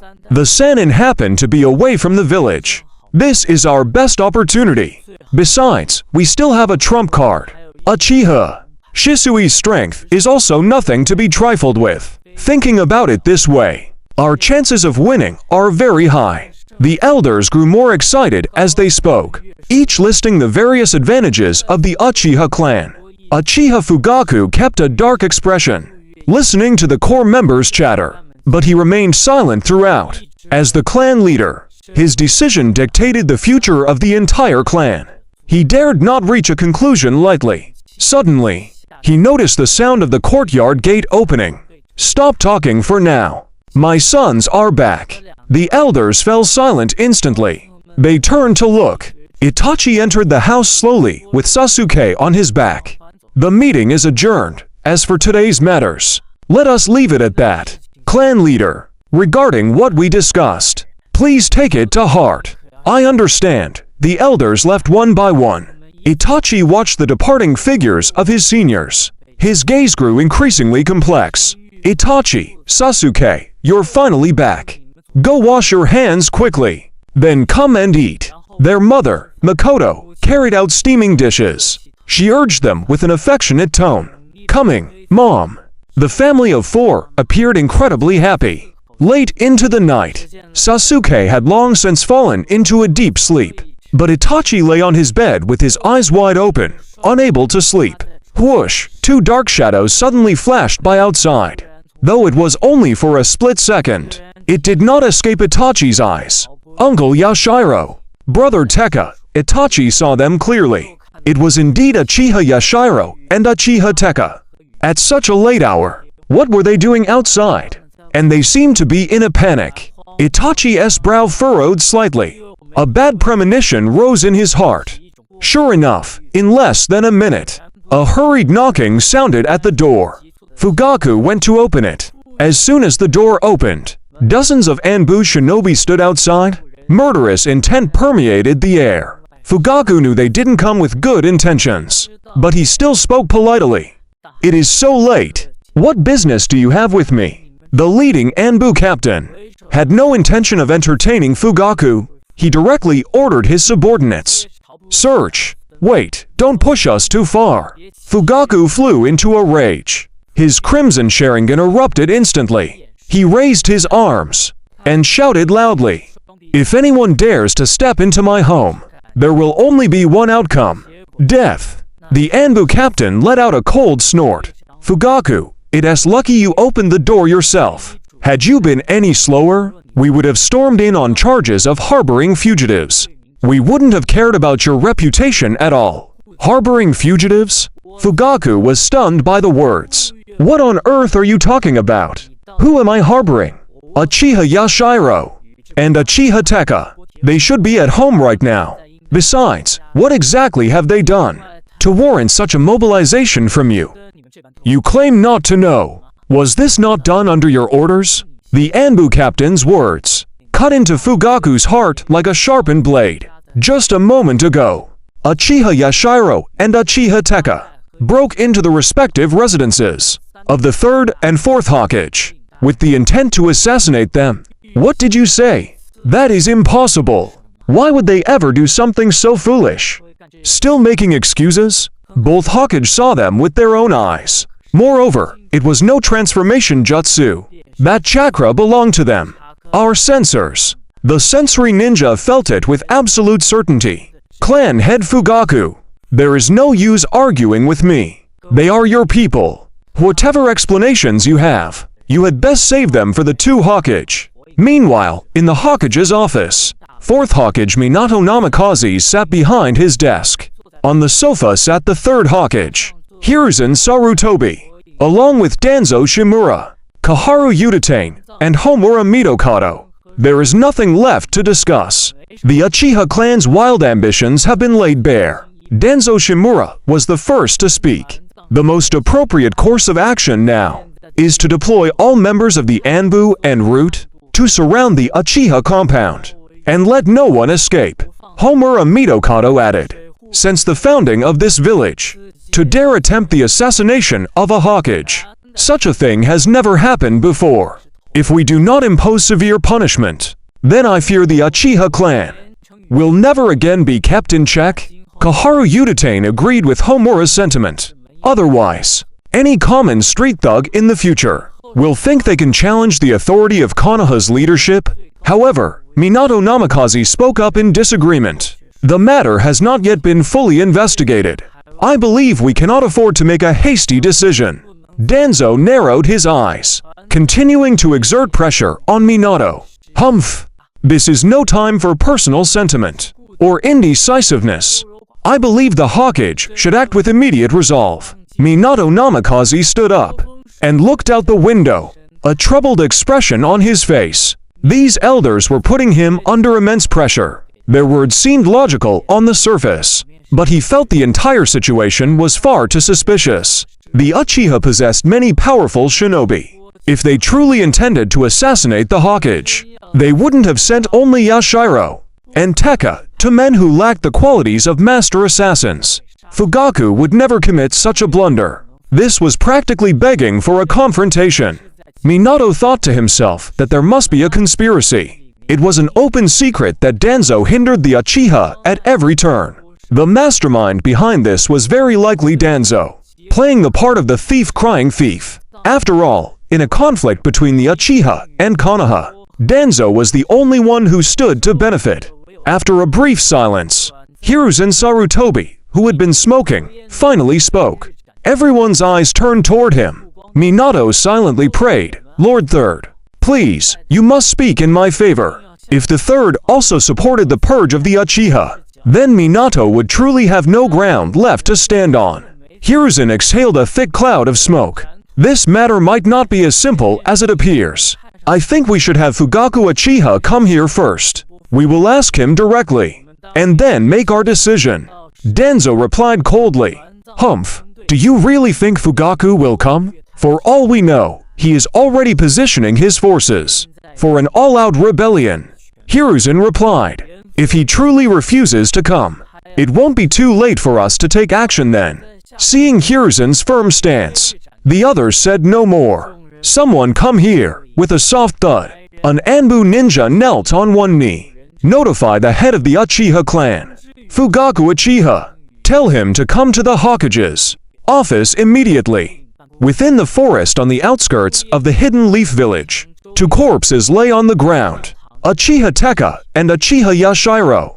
Suddenly, a spatial vortex rippled in the air, and Obito's figure emerged. How did it go? White Zetsu wiped his mouth. Hee, it went very smoothly. Two of my clones, disguised as Uchiha clan members, have completed the assassinations. The fuse has been lit. Black Zetsu remarked that there would be a good show tonight. Obito glanced at him, then vanished into the vortex. I'm going to see the situation for myself. Inside the Uchiha compound, the lights were all burning bright. The news of Tekka and Yashiro's assassination attempt had already spread throughout the clan. The Anbu had searched the area but could find no sign of the two men. The Anbu captain shouted in frustration, Damn it, where did those two go? It's not like they could have vanished into thin air. Continue questioning Fugaku Uchiha. He must know where those two are hiding.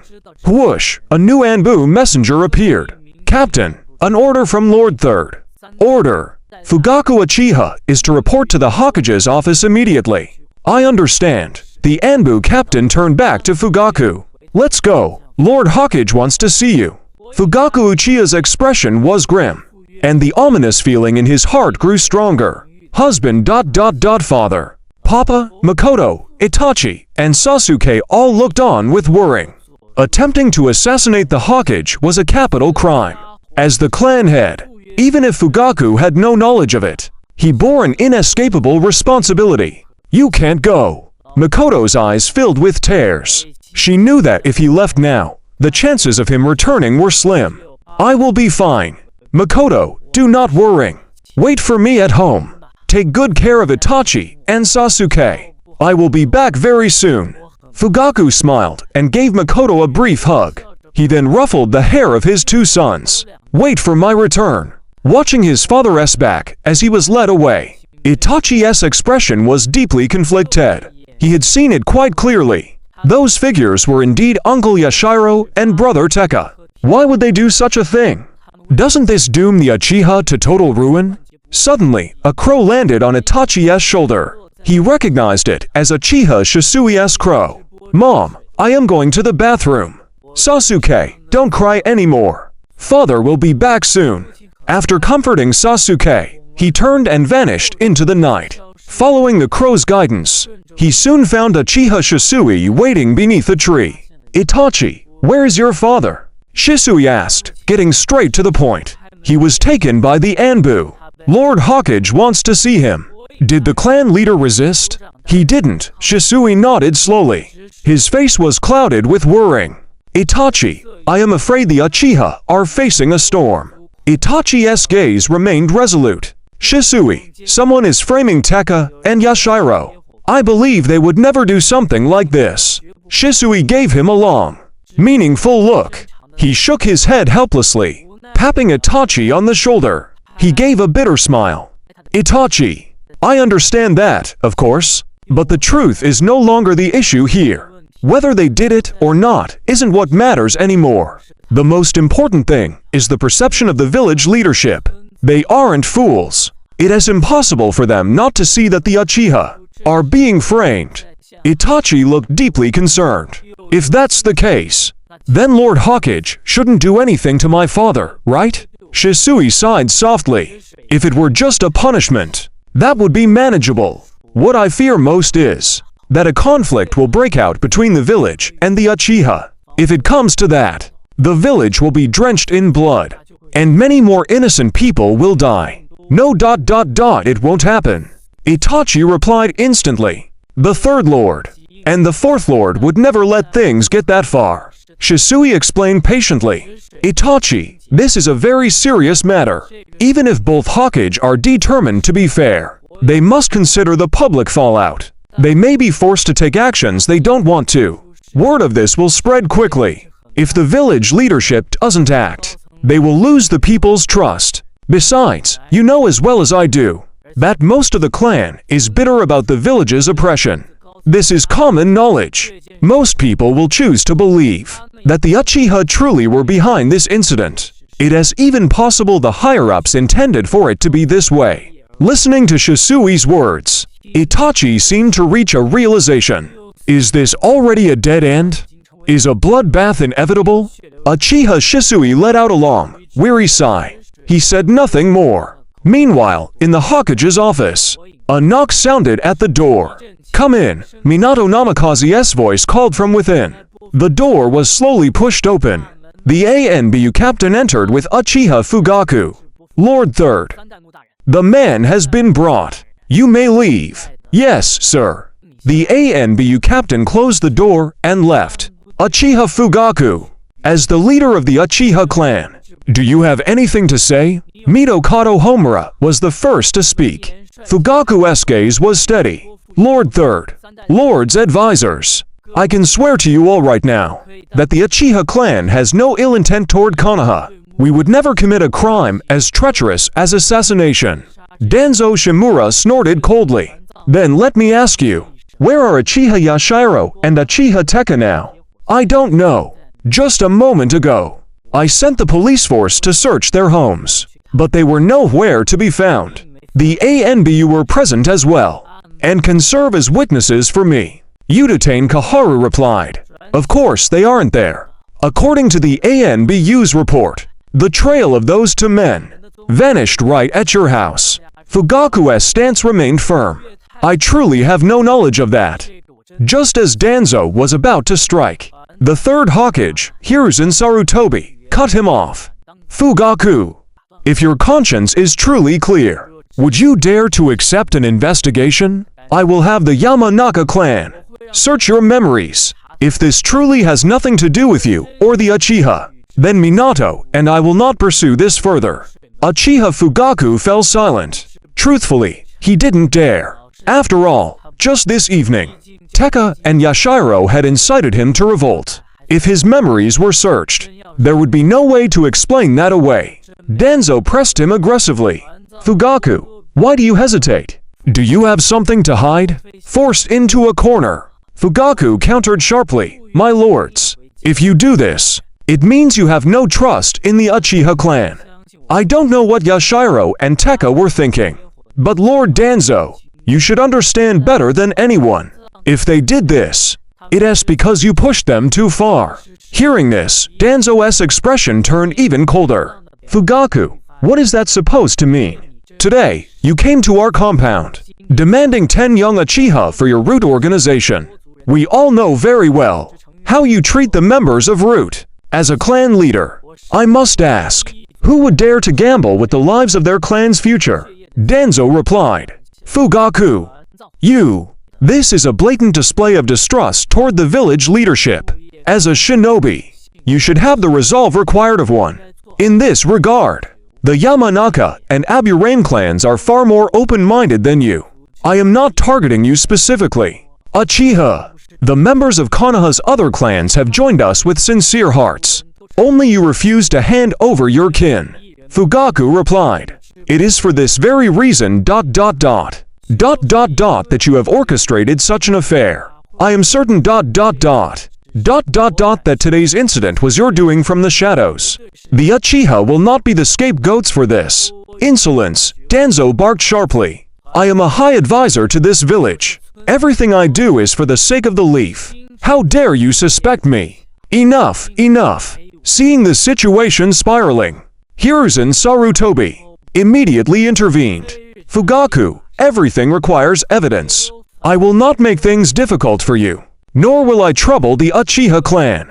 For the leaf to have flourished as it has, the strength of the Uchiha was indispensable. However, it is an indisputable fact that Minato and I were attacked by Tekka and Yashiro. This is the reality we face. How about this? Hand them over to me, and I shall say no more. Fugaku's expression turned troubled. Lord Third, it is not that I refuse to hand them over, but as for where they are now, I truly do not know. Mito Kato Homura spoke up. Then you still have something to hide. Your own people. Could you really have lost track of them? Fugaku felt a bitter weight in his heart. He was truly at a loss for words to defend himself. Let's do this, Fugaku. Minato spoke up suddenly, giving Fugaku a meaningful look. Fugaku, I will give you a few days. Go find Tekka and Yashiro and bring them back. Then we shall discuss this further. Understood. Fugaku immediately took the offered path out. Lord Fourth, I will certainly find the two of them. When that time comes, I will provide all of you with a proper explanation. Good, you may leave. Minato waved his hand. Yes. Just as Fugaku turned to depart, Danzo roared. No, he cannot leave. What use is finding those two pawns?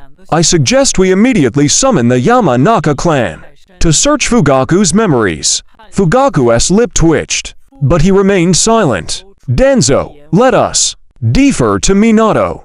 After all, he is the current head of the village. Hiruzen Sarutobi said. Hiruzen, you.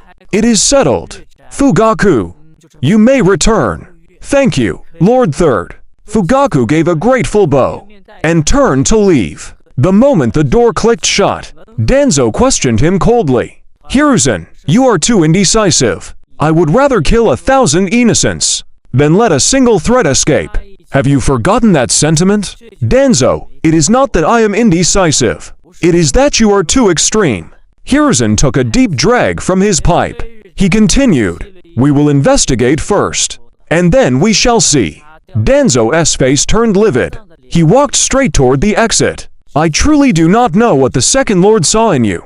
Your temperament will only bring greater harm to the village. Leaving those words behind, Danzo slammed the door as he stormed out. Minato Namikaze let out a long sigh of relief. With Danzo gone, the pressure had lessened considerably. Hiruzen Sarutobi stood up. It is getting late. Meeting adjourned. Minato. He looked toward Homura and Kaharu. They responded in unison. Then we shall head back as well. Hiruzen, we should assign some ANBU to guard you tonight. I fear something might go wrong. If you are attacked again, those old bones of yours might not withstand it. I'm fine. You are all dismissed. The group departed. Hiruzen Sarutobi set down his pipe and shook his head helplessly. Minato, don't take it to heart. Danzo's attitude is poor, and he lacks any warmth. But he means well for the village. I know, he has always been this way. I've grown used to it. Minato gave an awkward smile, which quickly turned into a serious expression. However, Lord Third, we truly cannot take such measures.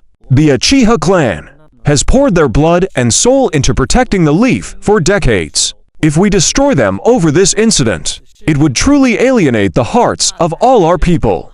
I am well aware of how the other shinobi would feel. Hiruzen Sarutobi interrupted him. Minato, remember, I am retired. If this matter hadn't directly involved me, I wouldn't have interfered at all. I'm also too tired to manage your affairs. Decide for yourself what needs to be done. You are the one in power. You don't need to worry about the thoughts of the older generation, myself included. I am exhausted. You should head back now. As dawn approached around the Uchiha district, by the banks of the Naka River, Uchiha Shisui stood with his blade on his back. His face was etched with worrying and caution. He looked around frequently, seemingly waiting for someone. A few minutes later, Danzo's voice rang out from behind him. Every time I see you, I am reminded of my old friend, Kagami Uchiha. Back on the battlefield ... Your father used his Sharingan many times ... to save both Hiruzen and me. Without him, we wouldn't be where we are today. And the leaf would not be what it is now. Kagami S will have fired ... was second to none. Shisui turned around. His expression was respectful on the surface, but caution was hidden in his eyes. Lord Danzo, is there something you need from me? I heard that this evening, the Uchiha clan held a meeting. Uchiha Fugaku and all the high-ranking officials of the police force were in attendance. How much do you know about the details of that meeting? Shisui's gaze sharpened. He shook his head. I am not sure. The clan head did not ask me to attend. Danzo did not believe him. Why? You are the prodigy of the Uchiha. As a future pillar of the clan, could it be that simply because you are close to the village leadership, you have fallen under suspicion? It isn't like that, Lord Danzo. The clan head. Danzo raised a hand slightly, cutting him off. There is no need to explain, Shisui. The route is not just for show. What the Uchiha have been plotting lately, I know more than enough. No matter how much you try to protect them, you cannot hide the truth. Today, the Uchiha only sent assassins for the two Hokages. If they staged a full-scale rebellion later, you should know the consequences. Shisui, you don't want to see more people die, do you? I know you are different from the other Uchiha. You possess a profound will of fire. Your heart is not bound by the narrow-mindedness of your clan's interests. You live solely for the village. If it is you, perhaps something can be changed. Lord Danzo, what must I do to change the current situation? At this mention, a faint glint of greed flashed in Danzo's eyes. The power of your Mangekyo Sharingan, Koto Amatsuki, ... could perhaps play a vital role. Do you want me to control the clan head? Danzo let out a cold sneer and shook his head. I want you to take control of Hiruzen Sarutobi and Minato Namikaze, without anyone being the wiser. Shisui was struck with horror. He couldn't fathom the request. Danzo was actually asking him to control two Hokages. Shisui's gaze toward Danzo became even more wary. Do not panic, Shisui. This is merely the condition I am offering you. As long as you agree and control those two for me, You can have them step down voluntarily and nominate me as the 5th Hokage. Once that is done, I promise you that the status of the Uchiha will be the highest in the Leaf, equal to that of the Shimura clan. The assassination attempt and the rebellion will be forgiven and forgotten. Well, do you accept? Shisui didn't even have to think about it. He replied categorically, "That is impossible. I will never do anything to harm the Lord Hokages." Shisui knew exactly what kind of man Danzo was. He saw through him clearly. If Danzo actually became Hokage, that would be the true end of the Uchiha clan. The two Hokages still favored the Uchiha on the surface, while Danzo made things difficult at every turn. His conditions were fundamentally untrustworthy. If there is nothing else, I will take my leave. Lord Danzo. Shisui wanted to leave immediately. In this moment, he finally realized that Danzo had always been coveting the seat of the Hokage. "Oh, Shisui, do you think I would let you leave so easily?" Danzo dropped his facade. A murderous glint appeared in his eyes. "Since your eyes cannot be used for my benefit, I will simply have to take them myself." As the words fell, Danzo struck. With a wide sweep of his hand, he clamped down on Shisui's shoulder. "Eyelines be taking your Sharingan." Just as Danzo's fingers were about to reach Shisui's eye, Danzo's body suddenly froze. A genjutsu. Danzo's eyes widened as he looked at Shisui in disbelief. Shisui remained expressionless, responding calmly. "Do not worry. This is just a standard genjutsu. You will wake up soon. Regarding what happened today, I will not speak of it to anyone. I will act as if I heard nothing." Shisui pushed Danzo away and prepared to depart. But he had only taken a few steps when a bone-chilling killing intent washed over him. Behind him, Danzo had vanished into thin air. Shisui realized something was wrong. Just as he started to turn, a heavy blow slammed into his abdomen, followed by 2 quick punches to his face. Shisui failed to dodge in time, and his right eye was violently gouged out by Danzo. Danzo no longer bothered to hide anything. Right in front of Shisui, he pressed the stolen Sharingan into his own right eye socket. Meanwhile, his original right eye slowly turned white and clouded over. A Sharingan ... Danzo? Shisui was filled with shock, momentarily ignoring the agonizing pain in his eye. "How do you have an Uchiha Sharingan? Whose eye is that? Furthermore, that technique you just used ... Was it the Uchiha Forbidden Jutsu, Izanagi?" Gee, Danzo, the secrets of the Uchiha. Just how much do you know? Humph, there is no need for you to know that. Your right eye will serve as my new replacement. Since things have already come to this, you might as well hand over the other one. Whoosh, whoosh, whoosh. A large number of root ninjas materialized around Danzo. They moved in to seize his left eye. The root ninjas struck all at once. Shisui was surrounded by layers of enemies. Shisui hesitated no longer. His hands wove signs with lightning speed. Fire style. Great fireball technique. A massive sphere of flame erupted from his mouth.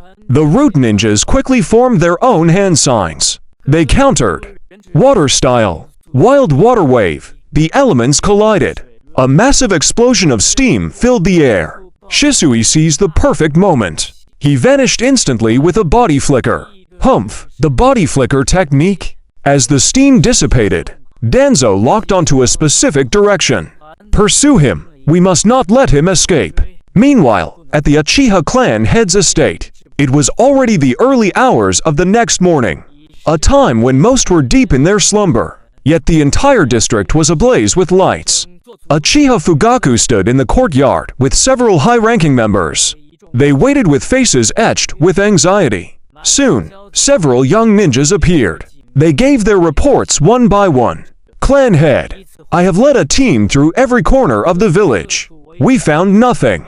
"Clan head, regarding the outskirts ... The families and merchants we cooperate with have all responded. Yashiro and Tekka do not seem to have sought refuge with them." "Clan head, the sensory ... Ninjas have not detected their chakra signatures either. Damn it, could they have simply vanished into thin air? How could Tekka and Yashiro be so impulsive?" Doesn't this put the Uchiha clan, at the brink of total destruction? Indeed, Tekka is one thing, he single quotes as young and foolish. But Yashiro is over 40 years old. Why would he do something so brainless? What is the use of complaining now? The Uchiha clan is completely ruined. If word of the assassination attempt spreads, how will we ever hold our heads high in this village again? Clan head, since things have reached this point, we might as well go all the way. Shut your mouth. Fugaku roared. What nonsense are you spewing? Don't you think things are messy enough as it is? Let us go to the shrine. Fugaku gave a sharp look. He signaled for everyone to follow quietly. Father, it is so late. Are you still going to the shrine for a meeting? Itachi ran out from the house. Don't worry, Itachi. The Uchiha clan is at a crossroads of life and death.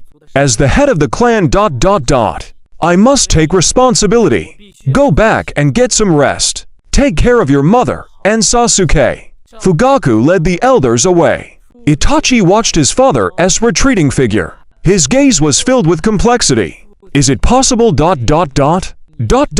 that rebellion really is the only path left? He could see the intent to revolt in most of the clansmen. Once they rebelled, a bloody war between the Uchiha and Konoha would be inevitable. Other nations might even take advantage of the weakness. If that happened, how much innocent blood would be spilled? How many families would be torn apart? Having lived through war, he knew the cruelty of the battlefield too well.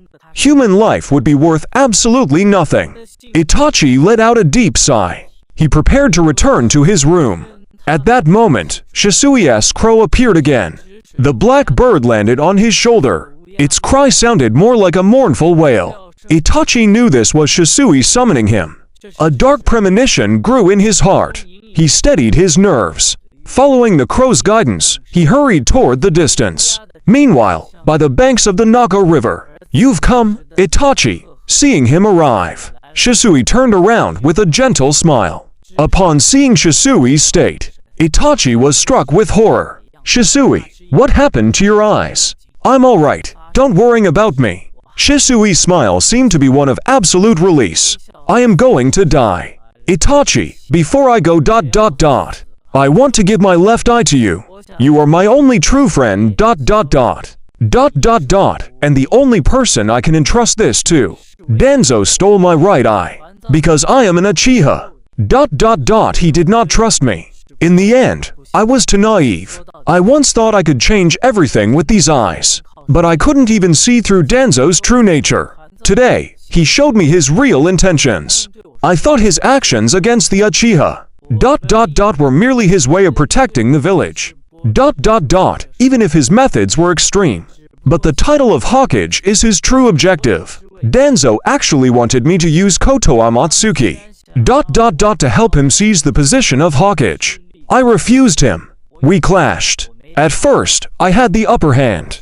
But to my surprise, the eye beneath his bandages was a Sharingan. He even knows how to use the Uchiha's forbidden jutsu. Is Anna. Gee, you must never walk the same path I did. If the village falls into Danzo's hands, it will be the end. I have let go of everything. I am truly tired. No matter how strong the inside of these eyes may be, they can never triumph over the darkness of the human heart. Before Itachi could speak, Shisui reached directly into his left socket. He gouged out the eyeball. "This is the suicide note I wrote. My ocular powers are special. They would only cause more strife. In the note, I claimed that I destroyed both of my eyes. I beg you to protect this secret. Itachi, do not trust Danzo. He does not act for the village. He only acts for the Hokage seat. His ambition is too great. He may even become a threat to the entire world." Having finished his final words, Shisui walked slowly to the edge of the water. He prepared to jump from the cliff. Itachi tried to stop him, but he also understood. This was Shisui's own choice. Perhaps he really was tired. With a splash, Shisui jumped into the water with a smile on his face. He sank slowly to the bottom of the river. Pain, a deep, Stabbing sensation stung Itachi's eyes. His eyes seemed to be undergoing a profound transformation. Hey, watching your best friend pass away ... Has the Mangekyo Sharingan finally awakened? It seems I was right not to reveal myself earlier. To think an accident would allow another of my clansmen to awaken ... Double quotes ... a new Mangekyo. A voice he had never heard before rang out from behind Itachi. Who is there? Itachi turned around instantly. He stared warily ... at a mysterious masked man emerging from a spatial vortex. My name is Madara Uchiha. Madara Uchiha. Itachi remained calm on the surface. But inside, his heart was in turmoil. How could such a legendary figure still be alive? You don't believe me. Noticing Itachi's expression, the masked man slightly tilted his head. Under the moonlight, his Sharingan was exceptionally blood red. Space began to ripple into a vortex centered on the man's right eye. The fluctuations of the vortex intensified. In an instant, his body was pulled into the void. Before Itachi could even react, he realized Madara had already appeared by his side. Is this the power of the Mangekyo Sharingan? At first, Itachi thought it was some kind of space-time ninjutsu. Now, he finally saw it clearly. It was actually an ocular technique. No one in the clan possessed such power. Yet, he still didn't quite believe the man's identity. Defeat. If he truly could have lived this long after that, had he turned into some kind of monster? Itachi, stop obsessing over my identity. What you should be concerned about is why I sought you out. Obito looked toward the flowing river. He got straight to the point. To think that, at such a young age, you would possess such intellect and strength. Itachi, I truly admire you. Are you interested in working for me? Itachi remained silent. He didn't agree immediately, but he didn't refuse either. He was curious. What plan did this man, claiming to be Madara, have? Why had he stayed hidden for so long? I will tentatively believe you are Madara for now. What is it you want me to do? After a brief silence, Itachi spoke, testing him for information. Join the mercenary organization under my command, Obito replied. Help me complete the Eye of the Moon plan. The Eye of the Moon plan. Itachi's brow furrowed. What is that? Obito let out a cold laugh. He began to reveal the entire plan. Collect all the tailed beasts. Bring back the shell of the Ten Tails, which was sealed within the moon by the Sage of Six Paths. Resurrect it. I will become the Ten Tails Jinchuriki. Attaining the level of the Sage of Six Paths, I will awaken the Eye of the Moon. Then, I shall project my ocular power onto the moon, and cast the infinite Tsukuyomi. Through this, I will control everyone in the world. I will unify the world, and create peace within a dream. Itachi's eyes widened. He was utterly shocked. Infinite Tsukuyomi.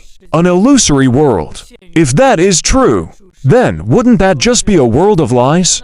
He felt more and more that the man before him was insane. Itachi. Wherever there is light, there must also be shadows. As long as the concept of winners exists, there will also be losers. In this world, there is no absolute right or wrong. The selfish will of individuals is inevitable. It will always trigger wars. In order to protect love, hatred will be born as a result. This is cause and effect. They cannot be separated. And these are not just empty words. At the Naka Shrine of the Uchiha, on the right side of the main hall, beneath the 7th tatami mat, there lies a stone tablet. Everything is written clearly upon it. Itachi replied coldly. Impossible. The stone tablet ... I have seen it by chance before. The writing on it is completely indecipherable. I saw all of it. And none of what you said was there. Obito shook his head. Of course you couldn't understand it. The secrets of all creation recorded there were written by the Sage of Six Paths himself. To read and comprehend it, one requires the Mangekyo Sharingan, and even the Rinnegan. Without sufficient ocular power, it is impossible to read. The Sage of Six Paths, the Rinnegan. These legendary terms clashed in Itachi's mind. His heart wavered. The masked man's words sounded like empty talk at first, but upon careful thought, they seemed to hold weight. Itachi ... Are you not yet tired of this false world? Your friend just died right before your eyes. Why did he choose suicide? It was because of this very reality. Never mind conflicts between nations. Even between the village and the clan, estrangement and tragedy are unavoidable. To erase and resolve these divides, sacrifice from one side is inevitable. The concepts of winners and losers will always emerge. The winner survives, continuing to scrape by in this world of deceit and scheming. The loser finds release, but their life is gone. What is the point in letting such a fake world continue?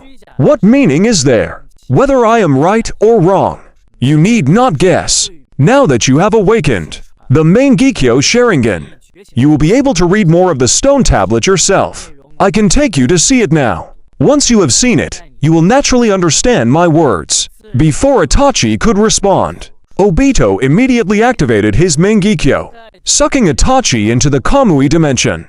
Then, he disappeared along with him. In the next moment, in front of the stone tablet at the Uchiha Naka shrine, the figures of the two men appeared. He emerged from the swirling vortex. See for yourself. Obito leaned against the wall, arms crossed over his chest. Itachi stared at the stone tablet before him. The Mangekyo Sharingan slowly manifested in his eyes. A minute passed. A bead of cold sweat rolled down his cheek. Everything Madara had said was true. Belief began to take root in his heart. The man before him truly might be Madara. Otherwise, he couldn't possibly know so much. He could no longer decipher the text further down the tablet. He remembered Madara saying that ... The final sections required the Rinnegan to be fully understood.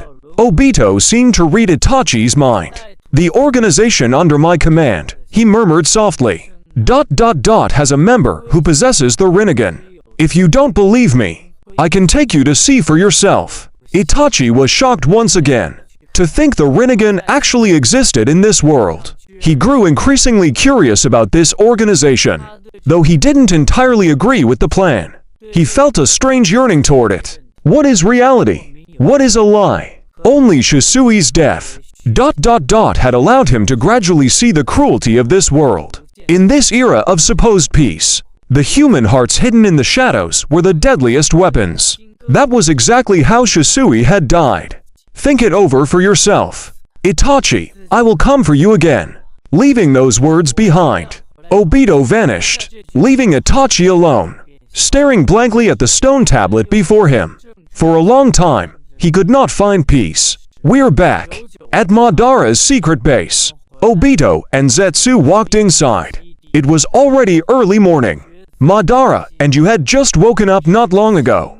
Gone all night. Where did you to go? Uchiha Madara shot them a sidelong glance. Obito didn't try to hide anything. First, he picked you up and doted on you for a moment. Then, he recounted everything to Uchiha Madara. As expected, Madara's gaze grew increasingly cold. Konoha's attitude toward the Uchiha remained unchanged. Humph, even without you two acting as the catalyst, the fuse would have been lit anyway. The day the Uchiha are completely cast out by Konoha ...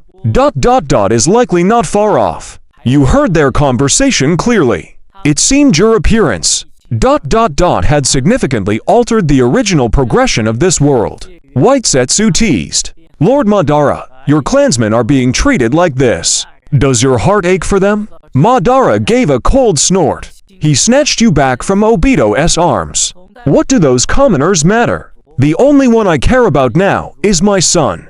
Come here, son. Give me a kiss. He showered you with an almost cloying affection. You interjected. Papa Obito, you did all this ... double quotes ... just to get that man named Uchiha Itachi ... to join your little organization? Obito nodded. That's right, Feiyu. Well, if that's the case, why don't we just take the entire Uchiha clan, pack them all up and bring them here? They can just work for us. The more, the merrier, anyway. Obito froze. He took off his mask and laughed. To be honest, I never thought about taking in so many people. But since my son suggested it, then let's do it. There's no harm in it, regardless. Madara pinched your cheek. The fuse is lit, he said. The Uchiha clan's destruction by Konoha is only a matter of time. Rather than letting them waste their lives in the streets, they might as well come and work for me. As my clansman, I'll give them a chance to join our great cause. All right then. Obito understood Madara's intent. He nodded. I'll devise a few strategies to lead the Uchiha clan to join us. Madara barked coldly. Since you're moving in my name, is there any need for such trickery? Talk to them directly. They aren't happy in Konoha anyway. If they want to join, then take them in. If they don't, then it doesn't matter. Let them be slowly consumed by Konoha's false sentiments. I knew it would end like this from the very beginning. Unfortunately, the clansmen back then were tired of conflict. No one was willing to leave with me. Now, I am giving them one last chance. And this is only for the sake of my son, Feiyu. Otherwise, I wouldn't bother with them. This was the first time you had made a suggestion. Even though it was just a casual remark, Madara accepted it without a second thought. He didn't want you to be unhappy. Encouragement and validation. Were the best ways to nurture a child's growth. Obito replied. Understood. Tomorrow, I must first visit the Mist Village. Once I've handled things there, I will make contact with the Uchiha clan. Hearing this, you chimed in. Papa Obito, if you're busy, I can handle the negotiations with the Uchiha in Konoha. Trust me, I can do it. Everyone froze at the same time. Madara spoke up. Son, I know you want to share your father's burdens, but you're too young right now. When you're a bit older and can hold your own, I'll let you go out into the world, alright? I would worrying about you. Obito chimed in as well. Be good, little Feiyu. Listen to your father. Your Papa Obito can handle this alone. Leave the hard work to me.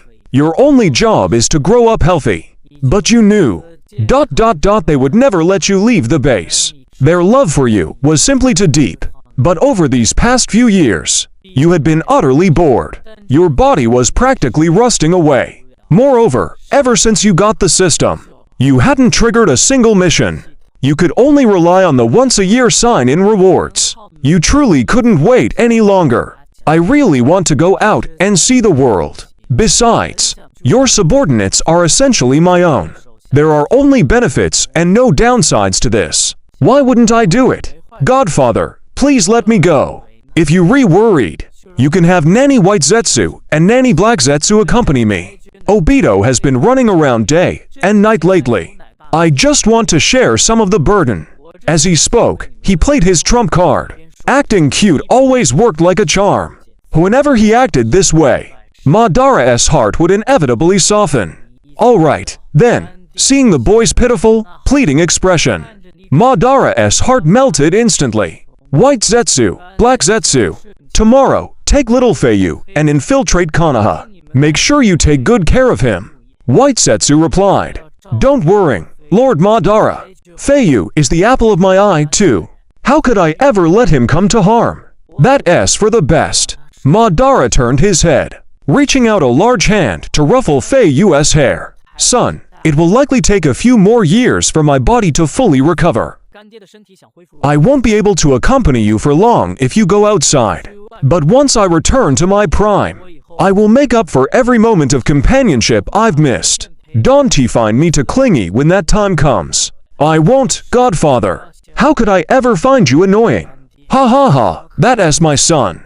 Come, I lines take you to train.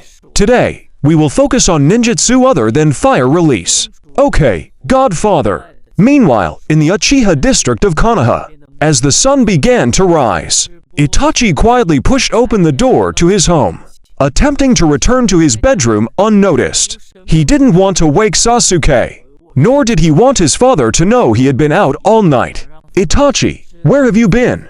Fugaku's stern voice echoed from the main hall. Itachi turned around to see Fugaku sitting cross-legged on the tatami mats, arms crossed over his chest, looking incredibly dignified and severe. It turned out Fugaku had also stayed up all night with such a major incident occurring within the clan. As the head, he truly couldn't find any sleep.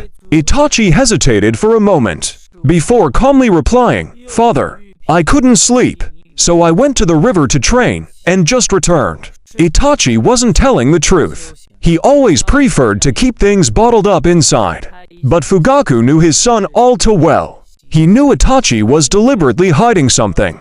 In the past, Fugaku would have turned a blind eye. But now, he refused to indulge him further. Itachi, did you go to the Naka shrine? Someone just reported to me that they saw you walking out of the shrine.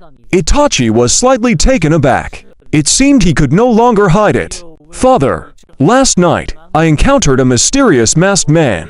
He possessed the Sharingan. And double quotes hearing about the Sharingan. Fugaku's eyes slowly widened. He immediately asked, "And what?" He claimed to be Uchiha Madara. Who did you say? Fugaku was completely stunned. Why had there been so many strange occurrences lately? Last night, 2 of his trusted subordinates went to assassinate the Hokage. And now his son was saying he met Uchiha Madara. Had everyone lost their minds? Itachi, are you still refusing to tell me the truth? If you don't want to speak, then fine. But why use our ancestor's name to deceive me? Do you really take your father for a fool? Fugaku grew somewhat emotional. After the battle at the Valley of the End, whether Madara lived or died remained a mystery. But so many years had passed. Even if he hadn't died then, it was impossible for him to still be alive now. Itachi didn't want to over-explain. After all, he himself had thought the man was bluffing at the time. Father, he was the one who took me to the Naka shrine, Itachi replied. He mentioned the infinite Tsukuyomi and the Rinnegan. He said he has already deciphered all the contents of the stone tablet. Fugaku froze, so shocked he couldn't even find words. Itachi continued. He said the purpose of the Uchiha clan's existence is to ensure the successful activation of the infinite Tsukuyomi. That is the true power of the Sharingan. Father, what do you think? Fugaku was paralyzed by shock for a long time. After a while, he finally spoke. Itachi ... Why would he look for me? I'm not. Itachi shook his head, feigning ignorance. He didn't want to mention Shisui's suicide, the entrusted eye, or the fact that he had awakened the Mangekyo. He had promised Shisui to keep it a secret. Fugaku frowned, looking at Itachi's expressionless face. He continued, "Can you take me to see him? That man who calls himself Madara." Itachi replied, "He didn't tell me where he is hiding, but he said he would come looking for me." Fugaku lowered his head, sinking into thought for a moment. "Fine, next time he comes to find you, remember to call for me. Try not to have contact with him alone. I'm afraid you'll be in danger." "I understand, Father. You haven't slept all night. Go back to your room and rest." "Yes," Itachi bowed respectfully and walked back to his bedroom. Inside the room, Sasuke was sleeping soundly on the bed, a smile on his face, as if he were having a beautiful dream. Itachi smiled and picked up the quilt that had fallen on the floor, gently covering Sasuke again. "Don't worry, no matter what happens in the future, Big Brother will always protect you. Forever." The next day, in the hidden mist village of the Land of Water, inside the meeting hall of the Mizukage building, various mist high-ranking officials and elite ninja took their seats in order.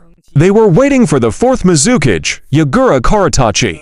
Before long, Yagura walked in slowly and took the main seat. "What was so urgent that you called everyone here on such short notice?" "I am here to inform you of a few matters. The first matter, I have discovered that the secret techniques of the hidden mist ... double quotes ...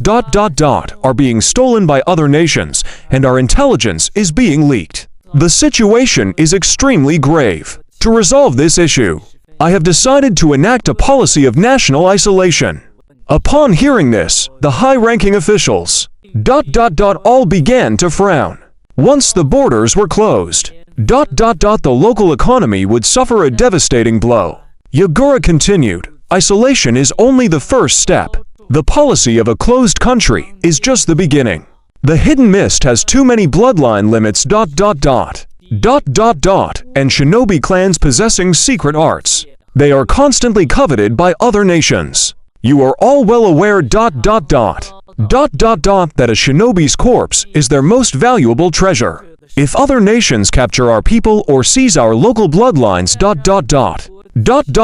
And sacrifice the bodies of our shinobi for research. The consequences will be unthinkable. Therefore, I have decided to mobilize all our forces. At any cost.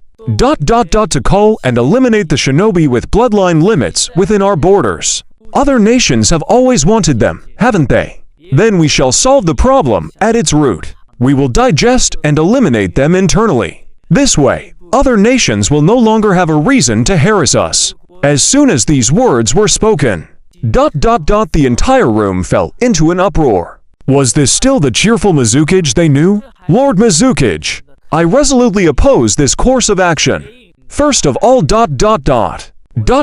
isolation will cause the local economy to collapse. Furthermore, double quotes, the decision to execute shinobi with bloodline limits is far too extreme. The strength of the hidden mist will be severely weakened. How can we justify a strategy where we kill 0 enemies, while inflicting 1,000 wounds upon ourselves? Exactly. The land of water is ranked among the 5 great nations, precisely because the hidden mist possesses a vast number of shinobi with bloodline limits. If this continues, won't the hidden mist be crippled? Indeed, we cannot. Allow ourselves to be so severely drained. Double quotes, just to prevent the leakage of secret techniques and bloodlines. Lord Mizukage, we hope you will think twice before acting. Yagura snorted coldly. Weakening our own strength. Is better than allowing the strength of other nations to grow. For the long-term survival of the village, we must make this painful sacrifice. Furthermore, I said that I summoned you here, not to negotiate with you, but to notify you. I expect everyone to execute these orders immediately. Enough, the discussion regarding the first matter ends here. I will now announce the second decision. Currently, there is no shortage of geniuses among the younger generation. It is time, to fill the vacancies within the 7 ninja swordsmen of the mist. Yagura looked at the 3 men standing behind him. Fuguki Suikozen, Juzo Biwa, and Reiga Kurosuke. 4 members were lost during the Third War. Only these 3 remained, and they desperately needed young blood to replenish their ranks. Do you have any candidates to recommend? Yagura asked in a cold voice. Silence filled the room. The 4th Mizukage's aura today was exceptionally cold and piercing. No one dared to speak up. Since you have no recommendations, then I shall handle it myself. I am currently quite fond of Mangetsu Hozuki. He may join. As for the remaining candidates, I will take my time to consider them. Very well. That is all I have to say. From this day forward, every word I speak must be executed immediately. There must be no mistakes. Having finished, Yagura stood up and left the room directly. The officials didn't even have a chance to object, nor did they dare to. They felt as if Yagura's gaze today was sharp enough to kill. A few minutes later, the entire Hidden Mist assassination unit assembled on the rooftop. Fuguki Suikozen, lead 3 squads to the Yuki clan's territory. Every person who has awakened a bloodline limit ... is to be executed. Leave none alive. Juzo Biwa was put in charge of the Kaguya clan. Reiga Kurosuke was assigned ... to assassinate other independent shinobi with bloodline limits. A shinobi's duty is to obey, no matter how reluctant they were. ... they had to suppress their emotions. ... and become nothing more than sharp blades. After the assassination units departed, ... Yagura turned around. He motioned for Mangetsu Hozuki to come forward. Mangetsu ran forward with joy. He knelt respectfully on one knee. Lord Mizukage, Mangetsu, I called you here ... because I want you to join the 7 ninja swordsmen. ... and serve the village. You are a talent. You possess a natural and profound understanding of blades. Yagura pointed to the masterless ninja swords beside him. Which blade do you wish to use? Choose for yourself. 4 ninja swords sat upon the table. Nubari the longsword, Shibuki the blast sword, Kabutowari the blunt mask, and Hiramakare the twin sword. Mangetsu Hozuki could no longer contain his excitement. Thrilled, he picked one up at random.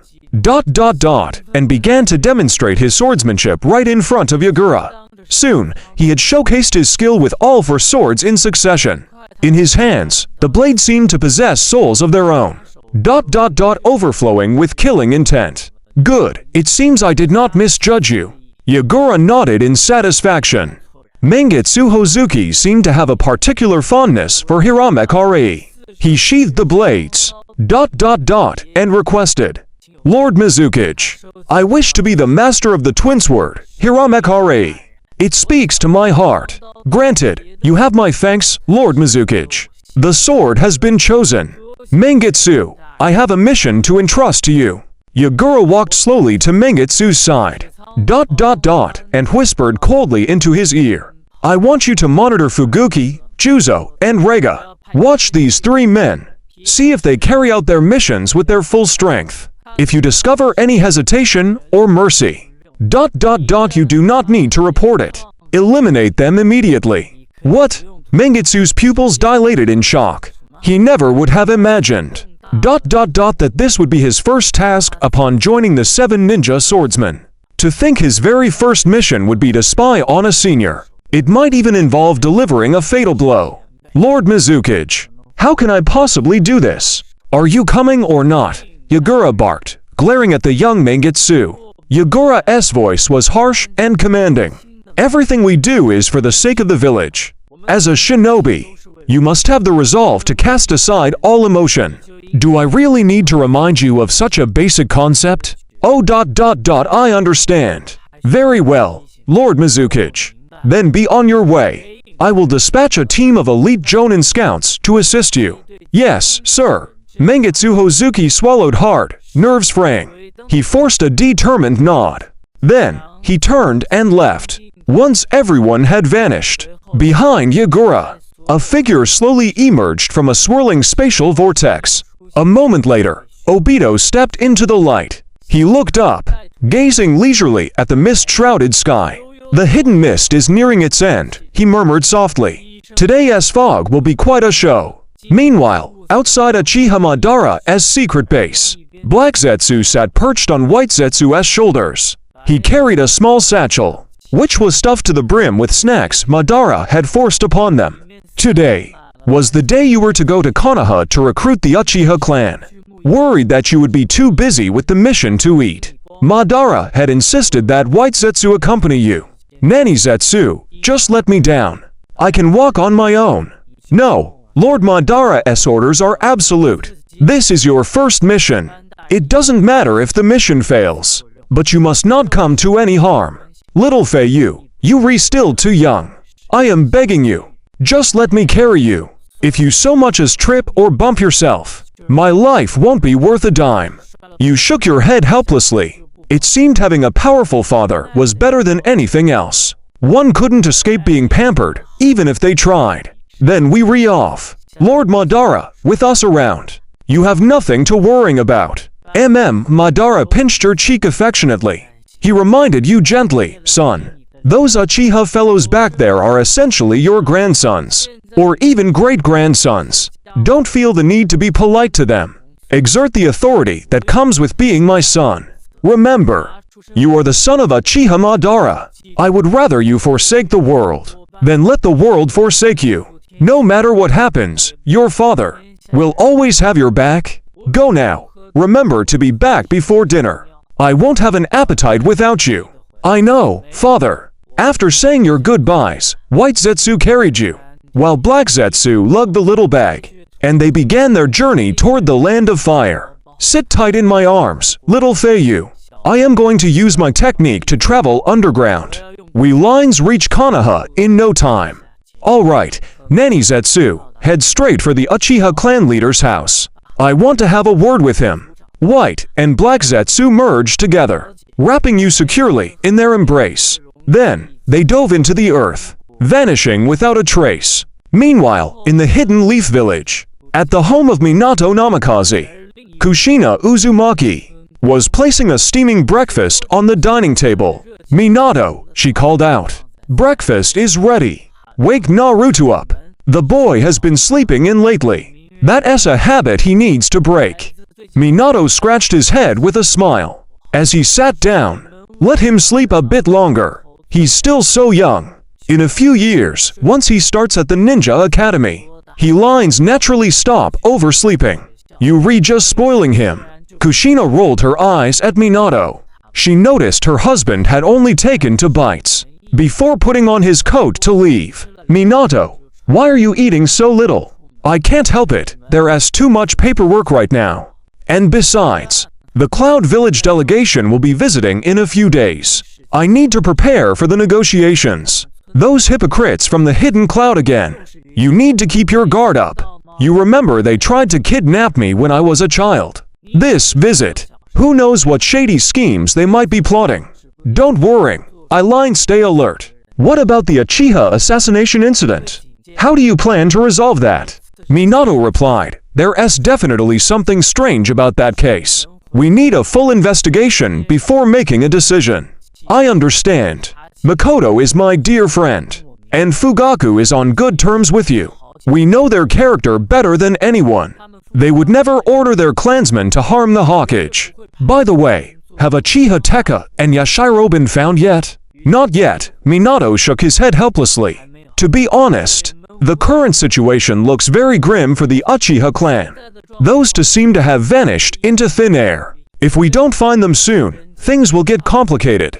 Hearing this, Kushina leaned in close to Minato's ear with a tense expression, whispering a warning. "I can't shake the feeling that someone is framing the Uchiha. And there is one person who is most suspicious." "Who?" Kushina said firmly. "Denzo Shimura. Please, don't say things that undermine our unity." Minato quickly cut his wife off. Denzo wouldn't do something like that. Though his methods are sometimes extreme and heavy-handed, he always acts for the sake of the village. He would never do something that sabotages our internal stability. "Minato, you're far too naive. Aside from him, I can't think of anyone else worth suspecting." "No one. That old man has been causing trouble for the Uchiha for years. Sometimes he doesn't even show you the respect you deserve. It is only because you and Fugaku have such mild tempers. If it were me, I would have challenged Denzo to a duel long ago." Seeing Kushina fuming with rage, Minato gave an awkward laugh. He quickly tried to soothe her. "Haha, calm down. I have to go now. Wait for me to get off work tonight. I'll bring back some delicious Ichiraku ramen for you and Naruto." With that, Minato turned and left in a hurry. Once outside, he let out a long, heavy sigh. He wiped the cold sweat from his brow. Then, he began making his way toward the Hokage building.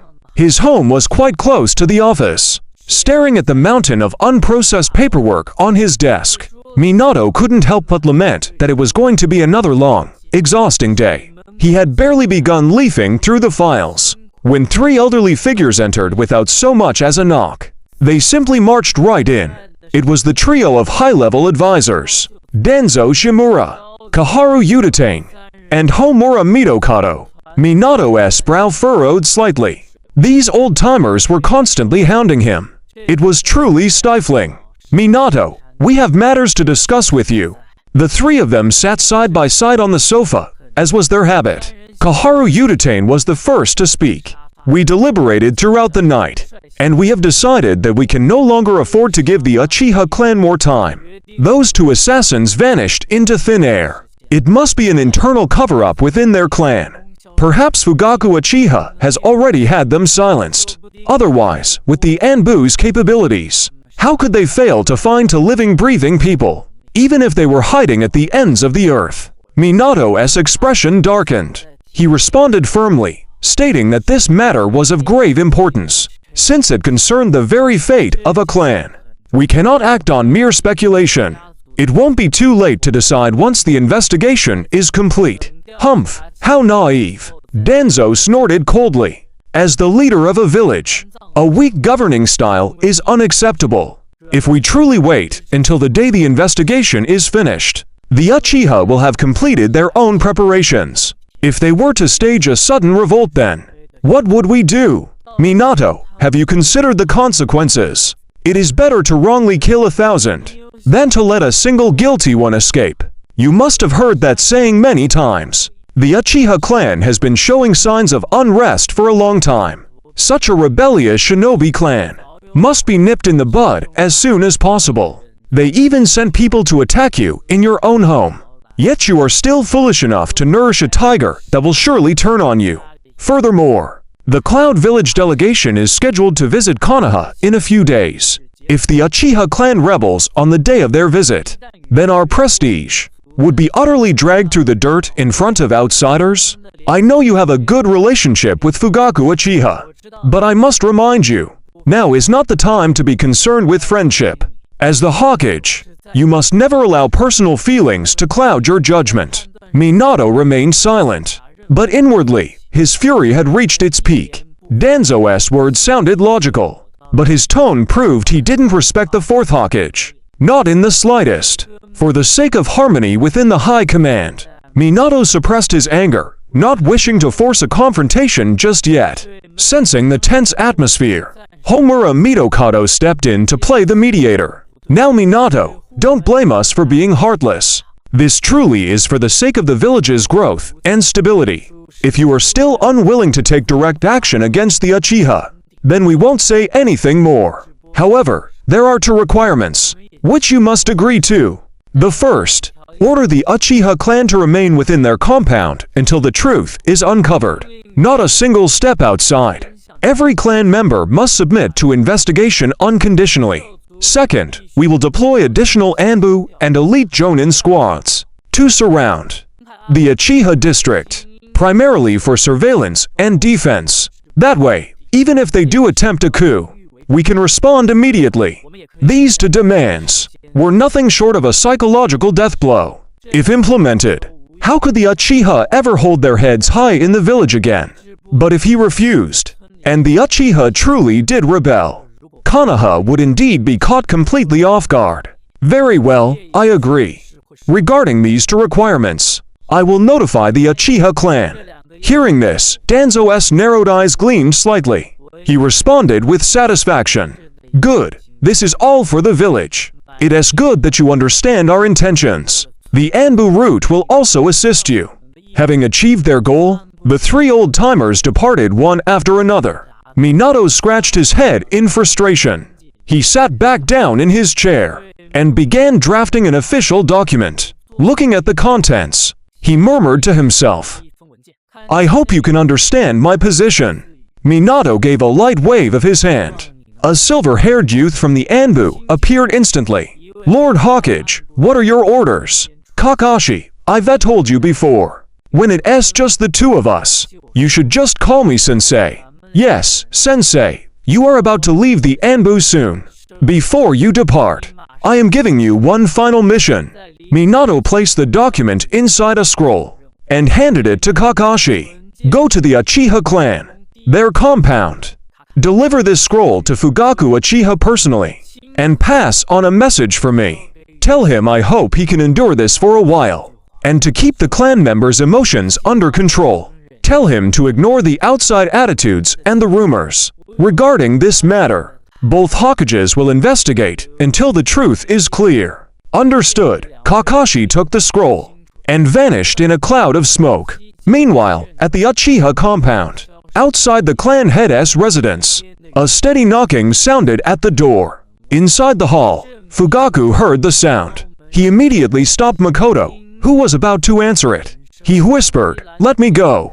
Fugaku opened the door, only to see the silver-haired Anbu youth standing outside. "Mr. Fugaku, these are the orders issued by the fourth Hokage." Kakashi handed the scroll to Fugaku. "Lord Hokage also asked me to bring you a message. He hopes you can endure this for now, and maintain stability among your clansmen. He and the third Hokage will find the truth." With that said, the Anbu youth made a clean and swift departure. Fugaku unfurled the scroll. After reading the contents, the veins on his hands bulged with suppressed rage. Endless rage burned within his chest. Are they trying to drive our clan to a dead end? Covert surveillance was one thing, But now, they had begun to move toward open detention. He wanted to lash out, but he understood. Minato's hands were tied as well. It was undoubtedly the pressure from those village advisors. Minato, I know you believe in me, but I truly cannot hold on any longer. Once this decision is officially handed down, how am I supposed to stabilize the emotions of my clansmen? Fugaku looked up at the sky and sighed deeply. Perhaps betrayal was truly the only path forward. At that moment, beside Fugaku, a young yet unfamiliar voice suddenly rang out. Hey, hello there. Uchiha Fugaku. Fugaku turned around instantly. He saw a child standing behind him with a slight smile. He looked to be about Sasuke's age, perhaps only a year or two older. Fugaku was utterly shocked. For a child to appear out of thin air, without him sensing even a hint of his presence. What surprised him even more was that both of the child's eyes held the 3 Tamo Sharingan. At such a tender age, his eyes had already reached such a level. Who are you? How did you appear? Why do you possess our clan's Sharingan? And why have I never seen you before? Hey, I am Feiyu. As for my father ... Uchiha Madara, you replied with a cheerful smile. What? Madara ... Madara's son. He has a son. Fugaku could no longer remain calm. It seemed that what had been said days ago was true. Madara had sought him out before. And now, Madara's son had come to find him as well. Itachi and Sasuke heard the commotion. They both came running out. When they saw you, they were equally stunned. Especially Sasuke. His jaw nearly hit the floor in shock. This brat, who looked about the same age as him, had actually awakened the 3 Tamo Sharingan. He hadn't even awakened his first Tamo yet. The comparison was enough to drive one to madness. Unlike Sasuke, Itachi appeared calm on the surface, but his heart was in a state of upheaval. This child was definitely not simple. Father, who is he? He is a child of the Uchiha clan. But why have I never seen him? Itachi asked hurriedly. Fugaku replied, still shaken. It is my first time seeing him as well. He is Madara's son. His name is Feiyu. As expected, the clever Itachi had already guessed as much. To possess such monstrous talent, and to be dressed exactly like the man who had previously claimed to be Madara, he was undoubtedly linked to Madara. I won't waste words on pleasantries. You spoke with a maturity beyond your years. Clan head of the Uchiha, Uchiha Fugaku. In the name of my father, Uchiha Madara, I am here to inform you. Leave Konoha. Join us. The power of the Uchiha clan should not be buried in a place like this. Your words caused Fugaku's heart to throb violently. He had always endured not because he was a coward, but because he had to consider the fate of the entire clan, and the safety of his wife and children. But things were different now. That godlike man had actually extended an olive branch to him. The Uchiha's once bleak and hopeless future was finally about to be reborn. Feiyu, Fugaku started to speak, but then stopped. He suddenly fell silent. He felt he had spoken out of turn. Considering the lineage and seniority, the child before him held a much higher status. The Uchiha placed great importance on etiquette. He decided to address him with proper respect. Lord Feiyu, I am willing to lead the Uchiha clan to join Lord Madara.